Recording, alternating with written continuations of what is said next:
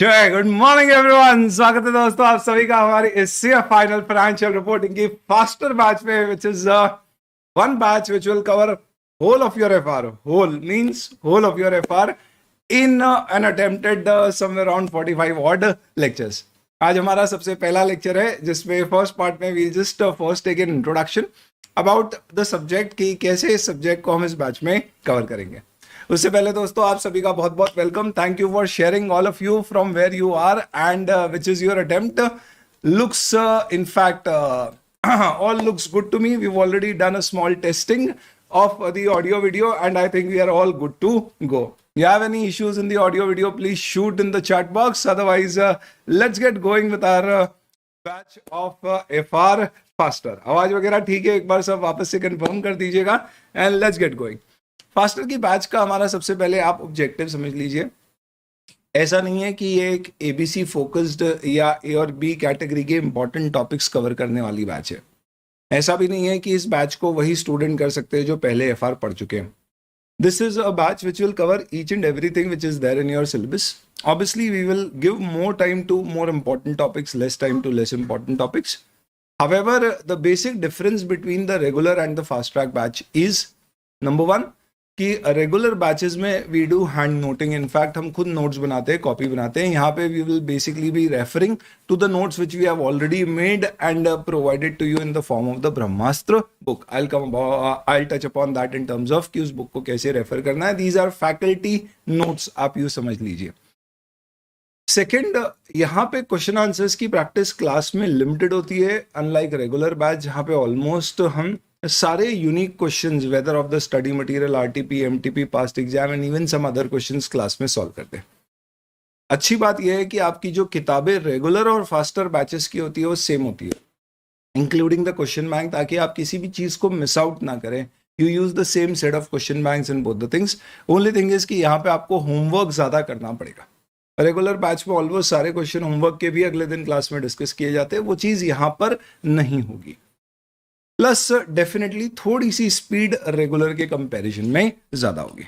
So this is not a shortcut, it is an efficient way of doing the batches. We will target somewhere around 140 hours and 145 lectures, approximately one lecture of 3 hours. We would cover the whole syllabus. Coverage पूरी होगी हमारी, concepts भी हम develop करेंगे, unique questions, the important once, the master questions जो आप एक question से या 5 क्वेश्चंस जो आपके पूरे छोटे से बड़े चैप्टर को कवर कर सकते होते हम क्लास में डिस्कस करेंगे। आपको एज सच लिखने की जरूरत कुछ खास नहीं पड़ेगी। Here and there you will have to make some notings, primarily of summaries and other things. Otherwise question answers बस जो हम क्लास में डिस्कस करेंगे वही आपको नोट करने की जरूरत पड़ेगी। आपको किताबों में क्या क्या मिलने वाला है, तो you are going to get a Brahmastra. What is this Brahmastra book? I just explain along with drone charts and a question bank which we call as striker. ये सारी अपडेटेड है, लेटेस्ट अटेम्प्ट तक के आपके सारे क्वेश्चंस, आरटीपी, एमटीपी, आईसीआई के material के इसमें सब कुछ शामिल है और आपको चिंता करने की जरूरत नहीं है। ये बैच आज शुरू हो रही है। Let's say for example 6 months later also if somebody is taking this batch in Google Drive form, what we do is after every exam हम क्वेश्चन बैंक के साथ में एक सप्लीमेंट्री अटैच करते हैं, विच इज बेसिकली जो भी नए क्वेश्चंस इंस्टीट्यूट के आते हैं। तो आरटीपी एमटीपी में ज्यादातर क्वेश्चंस इंस्टीट्यूट के स्टडी मटेरियल या पास मटेरियल से आते हैं, पर जो यूनिक क्वेश्चंस या नए क्वेश्चंस आते हैं उन क्वेश्चंस की एक सप्लीमेंट्री क्वेश्चन बैंक बनाई जाती है। तो इनकेस अगर आप इस बैच को बैच स्टार्ट होने के, रिकॉर्ड होने के 6 महीने बाद भी लोगे और उस दौरान इंस्टीट्यूट के कोई नए मटेरियल आ गए तो उसकी एक यूनिक सप्लीमेंट्री क्वेश्चन बैंक बनाई जाएगी जो सॉफ्ट कॉपी में आपके साथ शेयर कर देंगे। मुश्किल से 5, 10, 15 पेजेस की होती है, आप उसका प्रिंट निकाल सकते हो। प्लस जिन लोगों को बैच बाद में डिलीवर होती है, गूगल ड्राइव स्टूडेंट्स को कह रहा हूँ, उनको वो सप्लीमेंट्री प्रिंटेड फॉर्म में भी मिल जाती है। इसके अलावा एज सच हमारे सारे अमेंडमेंट्स अभी तक के इस बैच में कवर होंगे। बैच खत्म होने तक के भी अमेंडमेंट्स हम इसमें कवर करेंगे। इसके बाद भी कोई अमेंडमेंट्स होते हैं तो आपकी गूगल ड्राइव में ही अपडेट कर दिए जाते हैं एक अमेंडमेंट्स के फोल्डर में, तो you don't have to worry, fast की ऐप में भी मिल जाते हैं। बुक्स आपकी कॉन्स्टेंटली रिवाइज होकर मिलती रहेगी। आज की तारीख में जो किताब है उसमें आज तक का सारा कंटेंट कवर्ड है। एफआर के पूरे सब्जेक्ट में दोस्तों सिर्फ और सिर्फ एक ही परेशानी है और उसकी लेंथ है। लेंथ इसलिए क्योंकि इसमें बहुत सारे आपके इंडेक्स है और सब में कंसेप्ट इन्वॉल्व होते हैं। तो देयर इज बेसिकली, आप यू समझ लीजिए कि ये समुंदर है कंसेप्ट का, और इस कारण से एक पॉइंट ऑफ टाइम के बाद ये बड़ा लेंदी लगने लगता है। आप लोगों का एज सच इश्यू नहीं आएगा बिकॉज वन फास्टर बैच है तो कंपैरेटिवली ज्यादा कॉम्पैक्ट होती है। सेकंड, इनकेस कभी आपकी exams let's say for example 6 महीने या साल भर आगे हैं तो उस केस में you also have this option. अब हम क्या करते हैं, फास्टर और रेगुलर के सारे स्टूडेंट्स को एक स्पेसिफिक फायदा दिया जाता है, यू कह लीजिए, या एक वरदान, या यू जो आपको ठीक लगे। एक पावर बैच होती है अपनी। पावर बैच बेसिकली एक रिवीजन बैच होती है दोस्तों, but it is more than revision. उसमें सिस्टमैटिकली सारे टॉपिक्स को सिक्वेंशियली रिवाइज किया जाता है, along with discussion on some important questions and important concepts को मार्क करते हुए। ये बैच रफली अराउंड 70 आवर्स में पूरे एफआर को कवर करती है, रिवाइज करती है। This is not for first timers definitely. इस बैच का एक्सेस सारे फास्टर और रेगुलर बैच के स्टूडेंट्स को हर अटेम्प्ट में 30 डेज के लिए दिया जाता है। तो आप आपकी इच्छा पे जब भी रिवाइज करना है आप इससे रिवाइज कर सकते हो। इसमें आप सिलेक्टिवली कोई पर्टिकुलर टॉपिक आपको रिवाइज करना है तो देख सकते हो, या आपको सब कुछ रिवाइज करना है, अगर आपका गैप बैच में और एग्जाम में ज़्यादा हो गया है तो भी देख सकते हो। इसमें अगर आपको लगता है कि नहीं सर हमें तो यूट्यूब ही कंफर्टेबल है, नो प्रॉब्लम, यूट्यूब पर भी अपने रिवीजन लेक्चर्स अवेलेबल है। इनफैक्ट रिसेंटली हमने क्वेश्चंस की भी रिवीजन सीरीज स्टार्ट करी थी, जिसमें कॉन्सेप्ट्स के रिवीजन्स के वीडियोस अलग थे और बड़े चैप्टर्स के क्वेश्चंस के रिवीजन्स थे, तो आप यूट्यूब से भी उसको देख सकते हो। तो रिवीजन के लिए you have sufficient support. Amendments मैंने बता दिया। अच्छी बात ये दोस्तों कि हमारी फास्टर बैच में we will have 5 part test, यानी आप यूँ समझ लीजिए कि every 7 to 10 days of the class we will have 1 test. और ये सारे टेस्ट जो लाइव वाले स्टूडेंट्स ले रहे हैं, इन सबको चेक होके with feedback on every answer, आपको इसका रिव्यू के साथ आपको you will get a response on all these particular test. तो फास्टर का बेसिक ऑब्जेक्टिव है कि आपकी क्लास के साथ साथ ही, अगर let's say for example you have your exams 4-6 months later, class के साथ साथ अगर आप टेस्ट देते जाओगे तो आपका सिर्फ बैच ही कवर नहीं होगा, एक बार के लिए आपका पूरा सब्जेक्ट भी कवर हो जाएगा। लाइव अभी हमारी क्लास चल रही है बढ़िया, और रिकॉर्डेड फॉर्म में भी आपको अवेलेबल होती है अलग अलग फॉर्म्स में। डाउट सॉल्विंग के लिए आप ये ईमेल आईडी एक है जिसको आपको बुक में भी दिया गया है, आपको सिंपल इस ईमेल आईडी पर मेल करना है, and 24/7 this is active. Obvious सी बात है, we take 1 working day to respond to the doubts. Usually 2 से 4 घंटे में डाउट सॉल्व हो जाते हैं। इसमें आपको जितने डाउट्स आपको पूछना है आप पूछ सकते हो, और सारे डाउट्स के आपको बकायदा जवाब मिलेंगे। व्हाट्सएप, टेलीग्राम, इस तरह के मोड से हम अभी डाउट सॉल्विंग नहीं करते, इस तरह से करते हैं एग्जाम से 15 दिन पहले we start solving doubts on WhatsApp also, in case वहाँ पे आपको थोड़ा कन्वीनियंस से डाउट्स पूछना है। तो ये थोड़ा सिस्टमैटिक होता है, आपको भी एक अच्छा लॉग मिल जाएगा, सर्च करोगे आप लेट फास्ट सॉल्व तो आपके सारे डाउट्स आपको एक जगह मिल जाएंगे। थोड़ा सा इनकन्वीनियंट होता है क्वेश्चंस ईमेल पे पूछना शायद व्हाट्सएप के कंपैरिजन में, बट आप एक बार शुरुआत करेंगे तो you will really feel what importance it is to basically ask doubts on email. Systematically आप भी पूछेंगे और आपको जवाब भी एकदम सिस्टमैटिकली मिलेंगे। ठीक है दोस्तों, तो ये तो अपनी बैच का क्विक इंट्रोडक्शन हो गया। अब बारी है सब्जेक्ट की। सब्जेक्ट के साथ साथ मैं आपको बुक भी बता दूंगा। ये जो ब्रह्मास्त्र किताब आप देख रहे हैं, इस किताब की कुछ खूबियां हैं वो भी हम डिस्कस कर लेंगे। छोटा सा एक इंट्रोडक्शन ले लेते हैं। उससे पहले आप लोग बताइए, आप में से कितने लोग हैं जो पहले एफआर एक बार कभी पढ़ चुके हैं, जस्ट फॉर माय नॉलेज से, भले ही सेल्फ स्टडी से या कोई क्लास लेकर या आप किसी भी फॉर्मेट में। How many of you have already done FR earlier? चले ना, आप जब तक बताते हैं तब तक मैं मेरी बातें बताना शुरू कर दूं। फर्स्ट एंड फॉरमोस्ट दोस्तों, फाइनेंशियल रिपोर्टिंग में हमारी ये बैच है, this is relevant for students of CMA as well as CA. Obviously बात है, हमारा डिस्कशन पूरा सीए के ऊपर फोकस्ड रहेगा। सीएमए के जो भी additional topics over and above this है, उसके सेपरेट लेक्चर्स आपके साथ कुछ चैप्टर्स के शेयर करेंगे। मैंने आपको बताया कि इस पर्टिकुलर बैच के अंतर्गत अमेंडमेंट्स समय के साथ साथ आपको मिलते रहेंगे। जो कहाँ से लेना है तो आप फास्ट ऐप से ले सकते हो, या कि आपकी गूगल ड्राइव में ही अपडेट होते जाएंगे। जितनी चीज़ें मैं आपको क्लास में लिख के दूंगा वो सब बोर्ड नोट्स के फॉर्म में आपको अपडेट होकर गूगल ड्राइव में मिलती जाएगी, आप वहाँ से डाउनलोड कर सकते हो। फास्ट की ऐप है, एंड्रॉइड ऐप, वहाँ पे भी आपको ये अवेलेबल होगा। क्वेरी सॉल्विंग दी हुई है।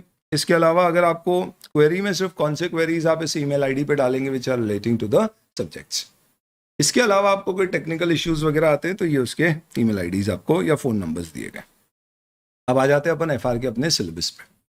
बड़े से सिलेबस को अगर मैं छोटे से पार्ट में क्लासीफाई करने की कॉम्पैक्ट फॉर्मेट में कोशिश करूं तो देखो, सबसे पहले आपको क्या देखना है, तो you have to first understand कि यार इंडेज आखिरकार लगते किसके ऊपर है।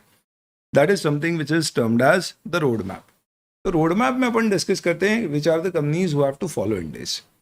रोड मैप का अब यू कह लीजिए कि ये लीस्ट इंपॉर्टेंट टॉपिक है। पिछले 6 टर्म में इसके ऊपर एक बार भी कभी क्वेश्चन नहीं आया। जब इनिशियली एफआर आया था तभी इंपॉर्टेंट होता था कि भाई किसको इंडेक्स फॉलो करना है। अब ये प्लेन वनीला सिंपल है, इसके ऊपर यूजुअली क्वेश्चंस आते नहीं। इंडेस में जब आप फाइनेंशियल स्टेटमेंट्स बनाओगे दोस्तों, तो आप देखोगे कि इंडेस के फाइनेंशियल स्टेटमेंट्स एएस में जो फाइनेंशियल स्टेटमेंट बनते हैं उससे अलग है। इनफैक्ट बैलेंस शीट का फॉर्मेट हम शुरुआत में देखेंगे तो वहाँ पे आप देखोगे कि यहाँ पे फॉर्मेट में ही डिफरेंस है, पहले एसेट आता है फिर इक्विटी एंड लाइबिलिटीज, चीज़ें बहुत अलग है। प्रेफरेंस शेयर कैपिटल रिडीमेबल होता है तो यहाँ पे लाइबिलिटी माना जाता है ना कि कैपिटल। Excuse me. इस कारण से ये सारी चीज़ें समझने के लिए हमें पहले एक बार बैलेंस शीट P&L का फॉर्मेट समझना होगा, और उससे रिलेटेड आपके सिलेबस में एक चैप्टर है इंडेस बेस्ड फाइनेंशियल स्टेटमेंट, जो शेड्यूल 3 के ऊपर बेस्ड है। शेड्यूल 3 आप समझते हो कंपनीज एक्ट का शेड्यूल 3 है, जिसमें आपको format plus some notes, explanatory notes दिए जाते हैं।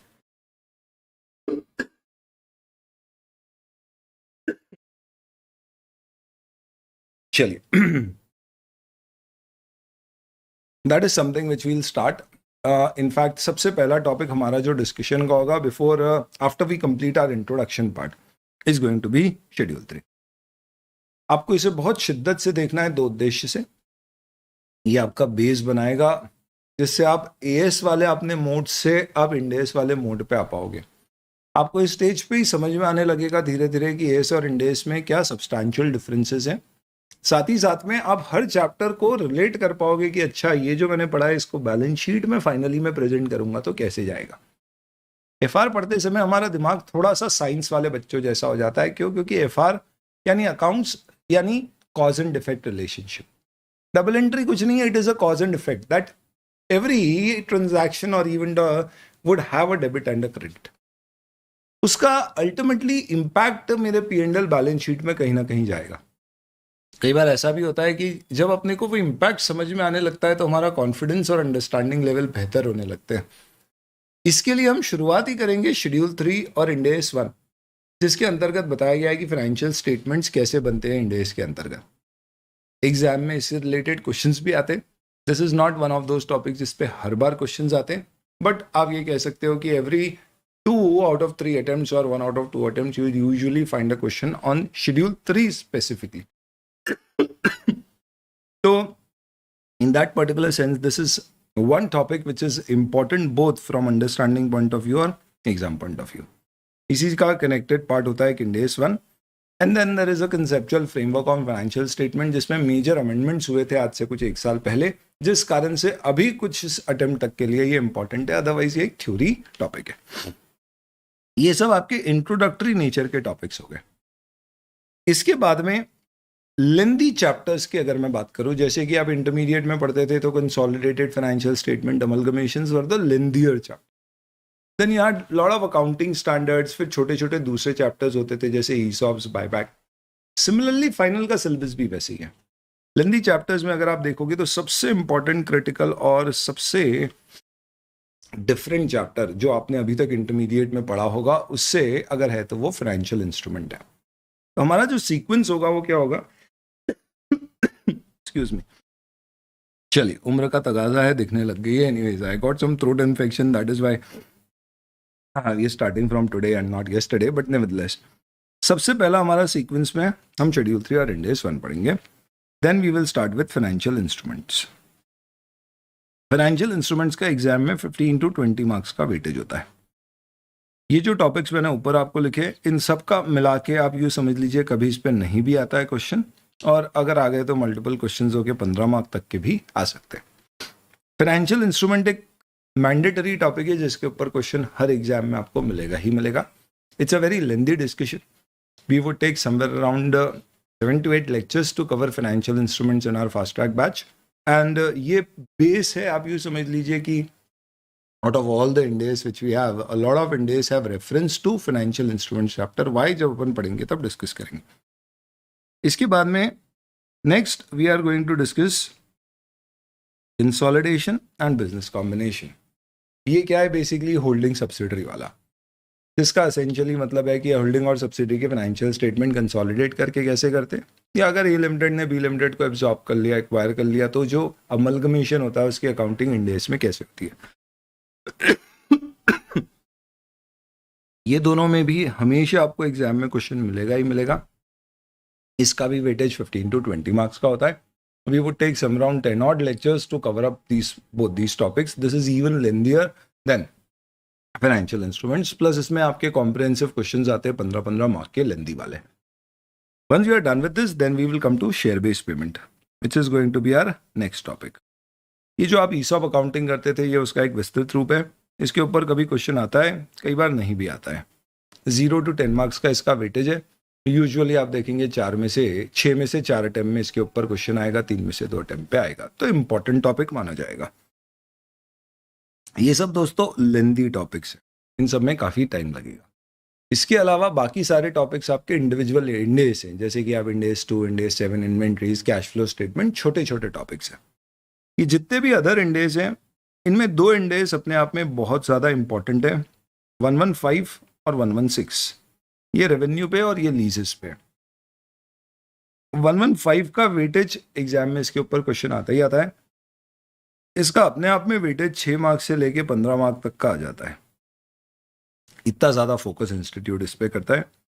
116 में 6 आप यूँ समझ लीजिए एवरी 5 आउट ऑफ 6 अटेम्प्ट, यानी यूजुअली इसके ऊपर क्वेश्चन आएगा ही आएगा. कभी छठे चौमासे क्वेश्चन नहीं आया वैसा है. और इसका वेटेज आप ले लीजिए 5 मार्क्स टू 8 मार्क्स तक का होता है. अगर आप इन सबको टोटल लगाएंगे तो यू विल सी दैट ये सारे टॉपिक्स जो मैंने लिखे हैं शुरू में, इंक्लूडिंग दीज 2 इंडेस, से ही आपका 60 to 70 मार्क्स का पेपर कवर हो जाता है. पर फिर भी आप देखेंगे पेपर आता है 124 मार्क्स का ऑप्शनल क्वेश्चन मिला के. बाकी सारी चीज़ें आती है आपके दूसरे इंडेस से, which is a long list of Ind AS. इन सब के अलावा आपके पास 2 थ्योरी टॉपिक है, integrated reporting, CSR reporting. Usually इन दोनों में से किसी एक टॉपिक के ऊपर क्वेश्चन आएगा. 0 to 5 मार्क्स का इसका वेटेज. तो सिंपल सा आपका ये सिलेबस है. अब इसी सिलेबस को मैं आपके ICI के सिलेबस से मैच करके एक बार आपको बता देता हूँ. चलिए, so if we see, let us go through the ICI syllabus in terms of how it looks like. तो इंस्टीट्यूट, अगर आप as such if you take up the module,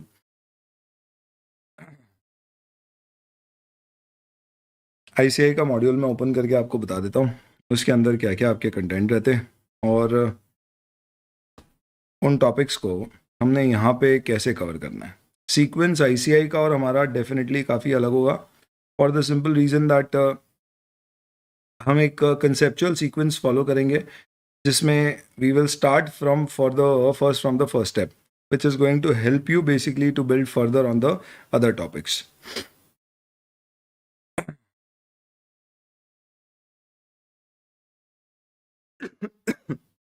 चलिए, ये सब आपको मैं शेयर कर दूंगा. आज एक का आपको बोर्ड नोट्स मिलेंगे, कैसे एक्सेस करना है कल की क्लास में बता दूंगा. उसमें you are going to get all this particular material which I am showing to you. ये ICI का आपका सिलेबस है. चैप्टर 1 टोटल 3 मॉड्यूल्स में आपके सारे कंटेंट्स को दिया जाता है. ICI के मटेरियल में 100% of the material will covered in the class. ये कंसेप्चुअल फ्रेमवर्क है, थ्योरी टॉपिक है. इंडेस 1 प्रेजेंटेशन ऑफ फाइनेंशियल स्टेटमेंट्स, और इसके साथ में डिवीजन 2 शेड्यूल 3. ये आपका पूरा बैलेंस शीट P&L का फॉर्मेट और उसका कंटेंट देता है, जिसको हम सबसे पहले शुरू करेंगे. इसके अलावा ये सब आपके छोटू छोटू इंडेस है. 115 इज़ वन इम्पॉर्टेंट बड़ा इंडेस. ये वंस अगेन दो smaller Ind AS which you have to discuss one after the other. Share based payment अपने आप में एक बड़ा चैप्टर है जिसको हम अलग से देखेंगे. सब कुछ है इंडेस बेस्ड ही. इज इज दैट कुछ बड़े चैप्टर्स है तो उनको हम पहले करते हैं, मोर इम्पॉर्टेंट है, और ट्रिकी ज़्यादा है, और जो छोटे छोटे आसान है उनको हम बात के लिए रखते हैं. These are all your comparatively smaller standards, individual standards, one after the other. इन सब में एक स्टैंडर्ड है जो आपका एक्सेप्शनली बड़ा है एंड इम्पॉर्टेंट है, वो 116 है. तो आप देखो सब इंडेस इंडेस इंडेस ही आपके सिलेबस में. देन ये फाइनेंशियल इंस्ट्रूमेंट 15 to 20 मार्क्स का, और business combination, corporate restructuring, consolidated और सेपरेट फाइनेंशियल स्टेटमेंट्स, ये 15 से 20 marks. Analysis of financial statement में सैम्पल क्वेश्चन है प्रैक्टिस के लिए और कुछ नहीं, और ये 2 आपके थ्योरी टॉपिक्स. आपको दोस्तों आज के इस पर्टिकुलर बोर्ड नोट में कुछ काम की चीज़ें और दी जाएंगी, जैसे कि क्या, पिछले 6 अटेम्प्ट में कौन से ऐसे चैप्टर्स हैं जिनके क्वेश्चंस 6 के 6 अटेम्प्ट में आए. Financial instrument consolidation 115, 5 out of 6 attempts तो आप देखेंगे 102 शेयर बेस्ड पेमेंट, 116 लीजेस. तो इस तरह से what you are going to get also is कौन से इंपॉर्टेंट ज़्यादा है कौन से कम. प्लस हर एग्जाम से पहले what we also do is we give you an ABC analysis. ABC analysis essentially क्या है, तो आपके जितने भी इंडेक्स में टॉपिक्स दिए हुए हैं उनका based on the past pattern क्या ABC कहते हैं और मेरे असेसमेंट के हिसाब से क्या ABC है, ये सब आपको किस में दिया जाएगा, द वेरी फर्स्ट आज के बोर्ड नोट्स में ये सारी चीज़ें अटैच्ड होगी। प्लस अगर आपका अटेम्प्ट आगे का है तो definitely every attempt this ABC analysis would change based on the past paper patterns, RTP MTP में क्या पूछ रहे हैं उसके बेसिस पे, तो आप अपडेटेड क्या कर सकते हो यूट्यूब और इनसे डाउनलोड कर सकते हो। आई होप इसके बेसिस पे I am able to give you a fair idea in terms of आपका सिलेबस का क्या कंटेंट है। Now coming on to the paper pattern, किसी को सिलेबस से रिलेटेड कोई इशू है, डाउट है तो पूछ लीजिए, अदरवाइज पेपर पैटर्न, फिर उसके बाद बुक्स, हम कौन सी चीज़ कहाँ पे कैसे पढ़ेंगे, ये सब सुनने के बाद I think then we are good to start with the class. चलिए, बहुत ही सिंपल सा पेपर पैटर्न है दोस्तों। 100 मार्क, एक क्वेश्चन 20 मार्क का, तो कितने क्वेश्चन आएंगे? 5। एक्चुअल में क्वेश्चन आते हैं 6। पहला क्वेश्चन होता है कंपलसरी और बचे हुए 5 में से आपको कोई भी 4 अटेम्प्ट करना है, तो 80 + 20 100 पर पेपर आएगा 120 मार्क्स का। क्या 20 मार्क के क्वेश्चन के अंतर्गत पार्ट्स होंगे? ऑब्वियसली कोई क्वेश्चन हो सकता है 15 + 5 का हो, कोई क्वेश्चन हो सकता है 10 + 10 का हो, कोई क्वेश्चन हो सकता है 5-5 मार्क के 4 क्वेश्चन। तो यूजुअली अगर आप देखेंगे तो you will find on an average, not every, but on an average there would be 3 questions, यानी roughly somewhere around 18 odd questions institute क्या करता है आपके एग्जाम्स में पूछ लेता है आपसे, यानी 18 अलग अलग टॉपिक्स आपसे टेस्ट कर सकता है एटलीस्ट। अब इसमें सबसे बड़ी बात ये होती है कि इंस्टीट्यूट जो ये 6 क्वेश्चंस पूछता है, इसमें जो पहला कंपलसरी है, इनमें कोई पेपर पैटर्न फिक्स नहीं हो सकता है। कभी कंपलसरी में फाइनेंशियल इंस्ट्रूमेंट आ जाए, जो कि अक्सर आता है, कई बार उसमें शेड्यूल 3 इंड AS 1 आ जाता है, कई बार उसमें बिजनेस कॉम्बिनेशन या कंसोलिडेशन आ जाता है। कुछ कुछ केसेस में कोई छोटे वाले इंड AS जैसे कि इंड AS 33 EPS या 12 इनकम टैक्सेस भी आ जाते हैं। इसका मतलब क्या हुआ? देयर इज नो पैटर्न की यार कंसोलिडेशन या फाइनेंशियल इंस्ट्रूमेंट या इनमें से कौन सा कंपलसरी में आता है, कुछ भी आ सकता है। प्लस बाकी के भी जो आपके 5 क्वेश्चन है जिनके पार्ट्स होंगे वो सब मिक्स एंड मैच होंगे, यानी एक क्वेश्चन हो सकता है कि एक चैप्टर से हो, दूसरा अलग चैप्टर से हो, तीसरा अलग से हो, तो सिलेक्टिव स्टडी आपको दिक्कत देगी। क्यों? क्योंकि अगर आपने पूरा FR कर रखा है तो आप क्या करेंगे एग्जाम में, you are comfortable with the whole subject, उसके बावजूद भी जब आप एग्जाम में क्वेश्चन देखोगे तो कोई क्वेश्चन पढ़ के आपको या तो लेंदी लगेगा या थोड़ा टिपिकल या नया लगेगा, वो आप ऑप्शन में छोड़ देंगे, बाकी सारे आप अटेम्प्ट करके आओगे।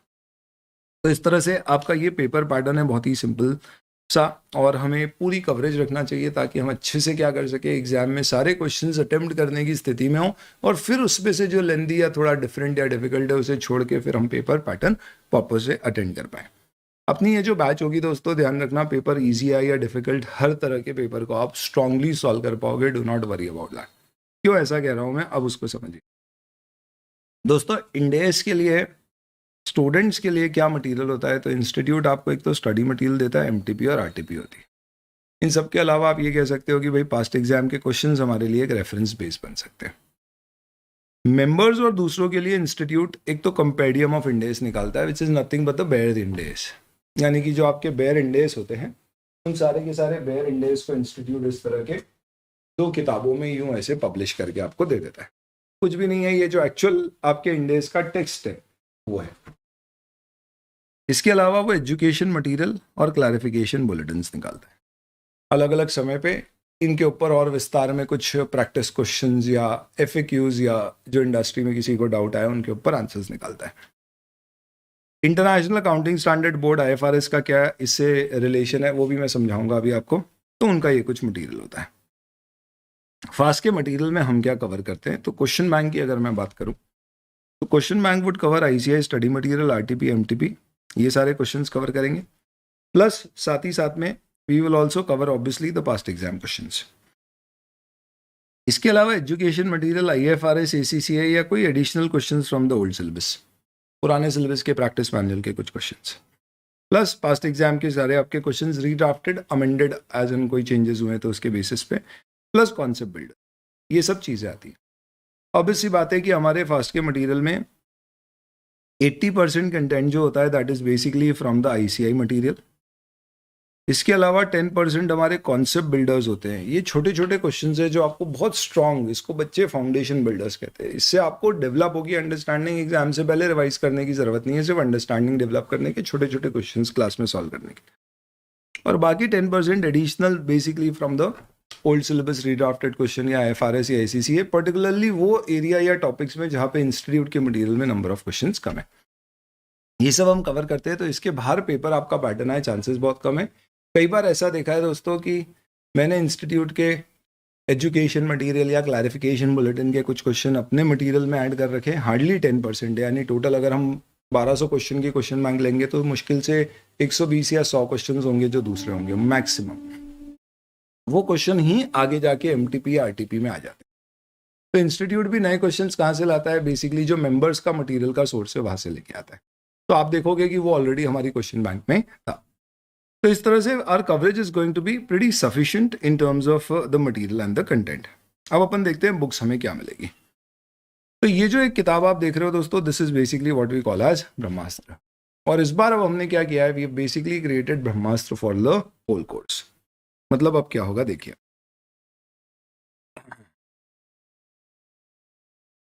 इन terms of the material which you are going to gate,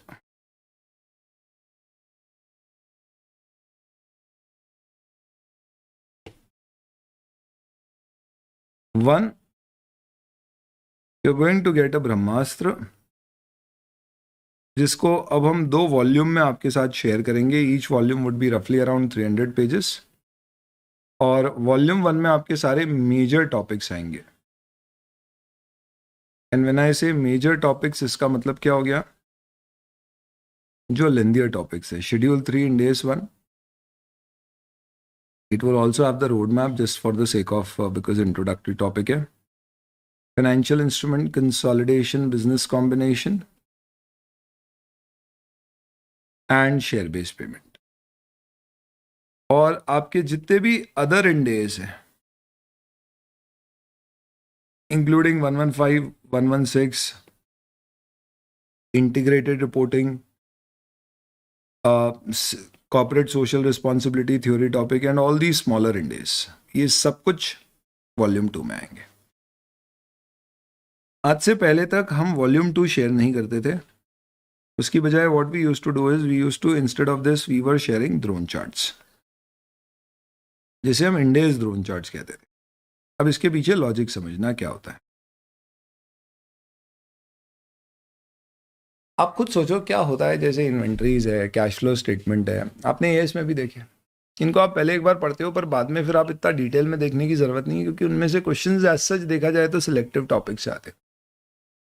तो हम क्या करते थे, हम ये कहते थे कि उन टॉपिक्स को क्लास में हम पढ़ते थे पूरे डिटेल में नोटिंग बना के, बट क्योंकि अल्टीमेटली बाद में बच्चे को क्या चाहिए, एक स्नैपशॉट चाहिए जिसमें सारा कंटेंट सिस्टमैटिकली लिंक करके कवर्ड हो। तो इसके लिए we used to create these drone chart.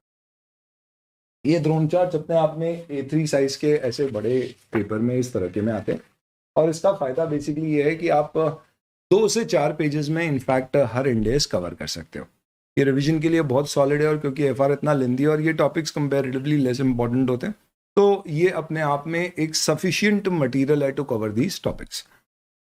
What we have done is, in this particular class, ये इस तरह के ड्रोन चार्ट जो आपको मैंने अभी दिखाई, ये भी आपके साथ शेयर किए जाएंगे। इसका मतलब ये हुआ कि अब आपको मटेरियल ब्रह्मास्त्र के साथ ड्रोन चार्ट्स मिलेंगे।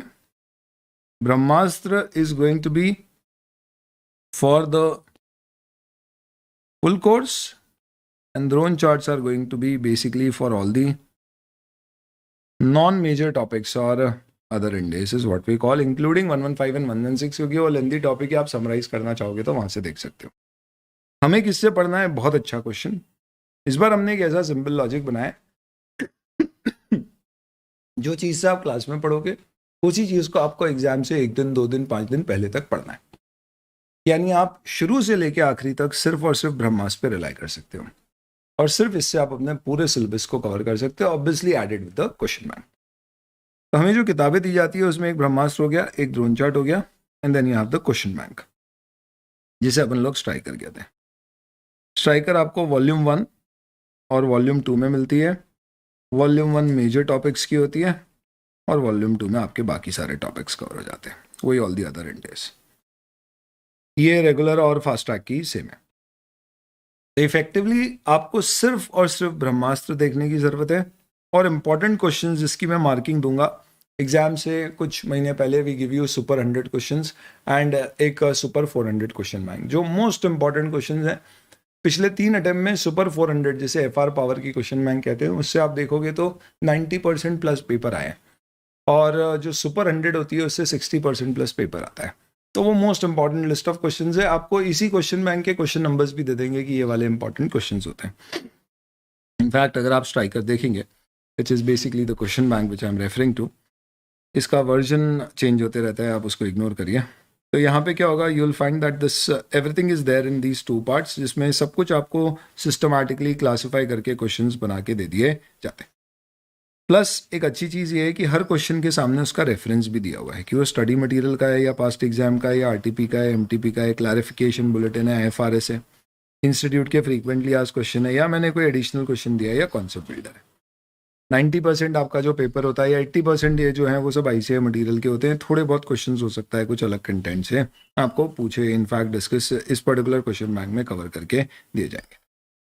तो this is basically the way it runs. Concept builders दिखने में इस तरह के छोटे छोटे प्रैक्टिस क्वेश्चंस होते हैं कॉन्सेप्ट बनाने के लिए। इसी में नीचे जगह दी जाती है किताब में ही, ताकि आप यहीं पर इसको सॉल्व कर लो, ताकि बाद में रिवाइज करने में आपको ईजी रहे। बहुत अच्छी बात यह है क्योंकि फास्टर बैच में हम सारे के सारे क्वेश्चन सॉल्व नहीं करते क्लास में, इसलिए यहाँ पे आपको एक QR कोड दिया है। हर कॉन्सेप्ट बिल्डर जो एक अनसॉल्व क्वेश्चन है, सिर्फ कॉन्सेप्ट बिल्डर अनसॉल्व है, बाकी सब सॉल्व है क्वेश्चन बैंक में। आप इसका QR कोड फास्ट की ऐप पे जाके स्कैन करोगे तो आपको इससे रिलेटेड इसके आंसर्स और उससे रिलेटेड अगर कोई ऑडियो वीडियो है तो वो भी मिल जाएगा। तो एक भी कॉन्सेप्ट बिल्डर का अगर अनसॉल्व है, आपको उसमें कोई भी डाउट है किसी भी पॉइंट पे, तो आप सिंपल फास्ट की ऐप पे जाके उसका प्रिंटेड सॉल्यूशन और उसका ऑडियो या वीडियो सॉल्यूशन देख सकते हो। इसके बाद में जो मैं बता रहा था, ऐसे आपको रेफरेंस मिल जाएगा। MT यानी ये मॉक टेस्ट पेपर का है, SM यानी ये स्टडी मटेरियल का है, इस तरह से दिए हुए। कोई क्वेश्चन स्टडी मटेरियल MTP दोनों में है तो फिर हम प्रेफरेंस स्टडी मटेरियल को देते हैं, तो यहाँ SM लिख देते हैं और यहाँ पे उसका एक एडिशनल रेफरेंस दे देते हैं कि ये स्टडी मटेरियल के साथ MTP भी दिया हुआ है। कई बार ऐसा होता है, स्टूडेंट बोलता है सर मुझे सिर्फ SM के क्वेश्चन आखिरी में रिवाइज करने हैं, तो आप यहाँ से देख सकते हो। कोई बोलता है नहीं सर RTP और SM देखना है, तो आपको इस तरह से इंडिकेशन मिल जाएगा, आपको SM और साथ में ये दूसरा इंडिकेटर देखना पड़ेगा। इन सबके सामने भी QR कोड दिए हुए हैं। ये सिर्फ इसलिए है कि अगर आप ऑन द गो कभी क्वेश्चन बैंक ले जाना चाहते हैं तो फास्ट की ऐप पे आपको ये सारे क्वेश्चंस मिलेंगे, लेकिन इनके सॉल्यूशंस आपको यहीं पे देखने को मिलेंगे, फास्ट की ऐप पे नहीं मिलेंगे। यानी फास्ट की ऐप में आपको सॉल्यूशन सिर्फ कॉन्सेप्ट बिल्डर जो क्वेश्चन है जो कि अनसॉल्व दिए होते हैं यहाँ पे, उनके मिलेंगे। तो इस तरह से सिंपल सा लॉजिक है। ब्रह्मास्त्र किताब है जिससे सब कुछ कवर हो जाएगा। क्वेश्चन बैंक है जो स्ट्राइक करे। ड्रोन चार्ट उस केस में आप यूज कर सकते हो जब आपको लगता है कि यार आखिरी में मुझे बड़े बड़े टॉपिक्स पर दूसरे सारे इंडेस जो छोटे छोटे बहुत सारे फटाफट रिवाइज करना है, तो आप उसके थ्रू कर सकते हो। यूजुअली रिवीजन वीडियोस में हम ड्रोन चार्ट्स को प्रेफर। ठीक है, तो ये मेरा किताबों का डिस्कशन हो गया, टेस्ट का डिस्कशन हो गया, रफली बैच में क्या ड्यूरेशन लगेगा, टॉपिक्स हमारे क्या है, सिलेबस हमारा कैसा है, क्या क्या चीज़ें कवर की जाती है, हम कौन सा मटेरियल कवर करने वाले, इस तरह की सारी बातें मैंने आपसे डिस्कस कर ली है। आपके इससे रिलेटेड कोई भी डाउट्स है तो आप पूछ लो, otherwise I will start with my very first topic today right away. And ये जो सबसे पहला टॉपिक हम डिस्कस कर रहे हैं, उससे पहले एक छोटी सी चीज़ आपको और बता दूं। आपको क्लास करने के लिए 3 पेन्स यूज करने होंगे बेयर मिनिमम। याद रखिएगा, रेड कलर से हम नॉर्मली जो भी चीज़ों को हमें हाईलाइट करना है वहाँ पे यूज करेंगे। जितने भी आपको नोट्स बनाने हैं वो सारे के सारे हम ब्लैक इंक पेन से क्रिएट करेंगे, और जब भी आप कोई क्वेश्चन सॉल्व करेंगे तो वो ब्लू इंक से करेंगे।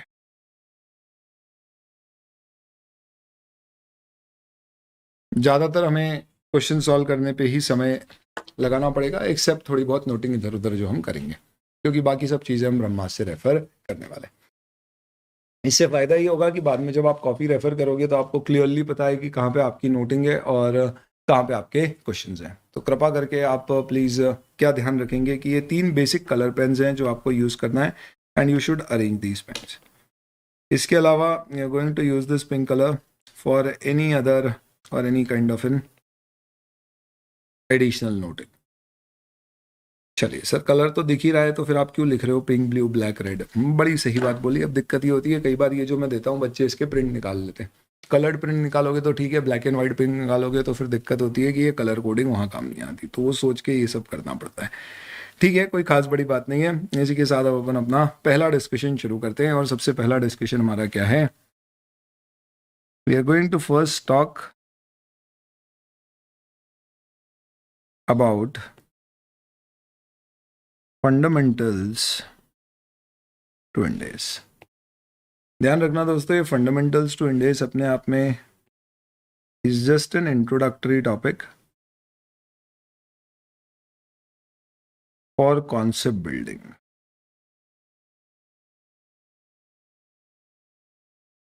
This is no separate chapter which we are discussing. पर आप पहली बार अगर इंडेस पढ़ रहे हो तो आपका एक बेस बिल्डिंग के पॉइंट ऑफ व्यू से क्या करना है, थोड़े फंडामेंटल समझना जरूरी है, इसलिए इसको देख रहे हैं। चलो, किसी के कोई डाउट है इससे रिलेटेड कुछ भी अभी तक के तो पूछ लो, अदरवाइज मैं फंडामेंटल से शुरुआत कर। ठीक है भाई, how is it going? Hello, make some noise you final boys.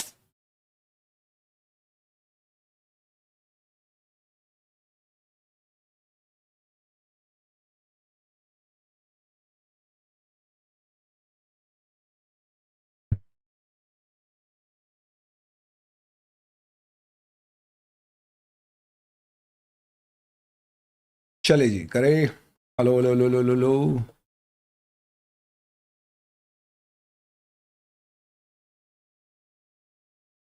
चले, हाय हेलो कुछ बताएं। If you have any doubts, no doubts तो नो डाउट्स बता दे। Done done done, okay okay okay.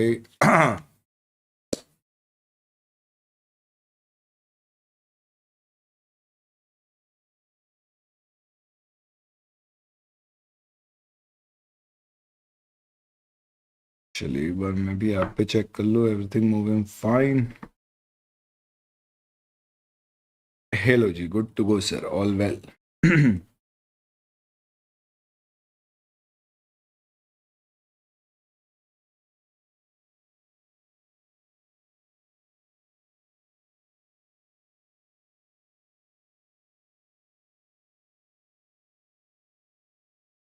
Done, no doubts. चलिए शुरू करते हैं। बंदे ने हमारी लाइन पकड़ ली। All good. बुक्स कब डिस्पैच होएगी? अच्छा, अगर बुक्स जिनको नहीं मिल गया आज डिस्पैच हो जाना चाहिए। Already started dispatching it I guess.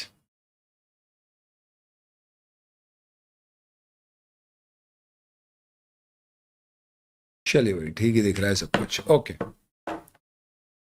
तो सबसे पहले एक चीज समझें, हम जो इंडेस पढ़ रहे हैं ये क्या है और इन्हें कौन इशू करता है, ये कैसे आए। तो देखो दोस्तों,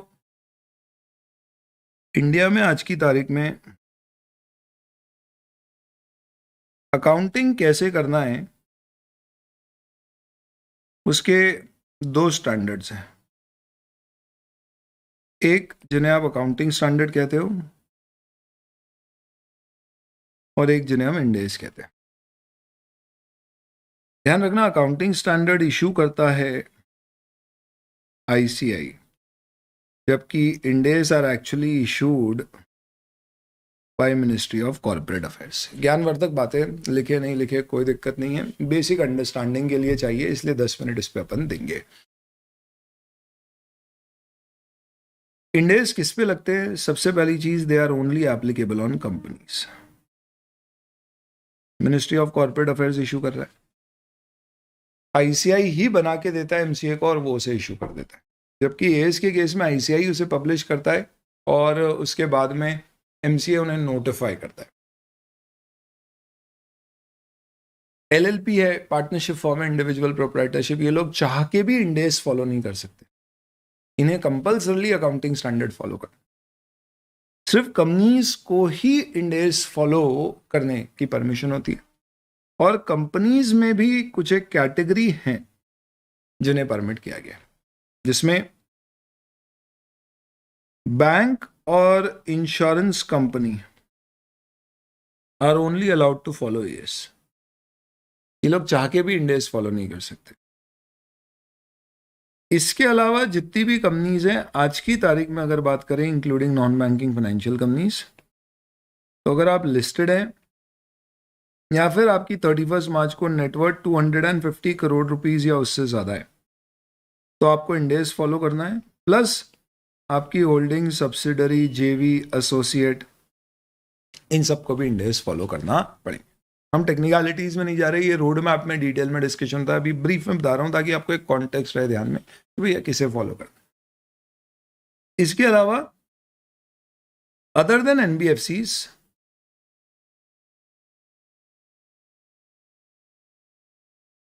एनबीएफसीज के ऊपर अगर ऊपर की लिमिट में आ रहे हैं तो ही लगते हैं, अदरवाइज कोई भी वॉलंटरली इंडेस फॉलो कर सकता है। और अगर वो वॉलंटरली फॉलो करेगा तो जो फॉलो कर रहा है फिर उसकी होल्डिंग, सब्सिडरी, जेवी और एसोसिएट को भी कंपल्सरली फॉलो करना पड़ेगा।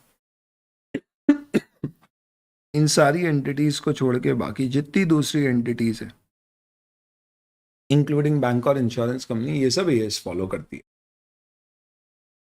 रोड मैप में आप इसे काफ़ी विस्तार में समझोगे कि भैया नेटवर्थ क्या होता है, 250 करोड़ कब का देखना है, लिस्टिंग इंडिया में, इंडिया के बाहर, डेट की, इक्विटी की, टू बी लिस्टेड कवर होगा क्या, एनबीएफसी का क्या मतलब होता है, जेवी, एसोसिएट, होल्डिंग, सब्सिडरी में क्या आएगा नहीं आएगा, सपोज होल्डिंग बैंक है, सब्सिडरी नॉन बैंक है, तो क्या एक पे इंडेस लगेगा एक पे नहीं, वो बहुत सारी ढेर सारी बातें, अभी वो नहीं डिस्कस कर रहे। एक बेसिक आइडिया मैंने आपको दे दिया कि भाई इंडेस किसको फॉलो करने हैं।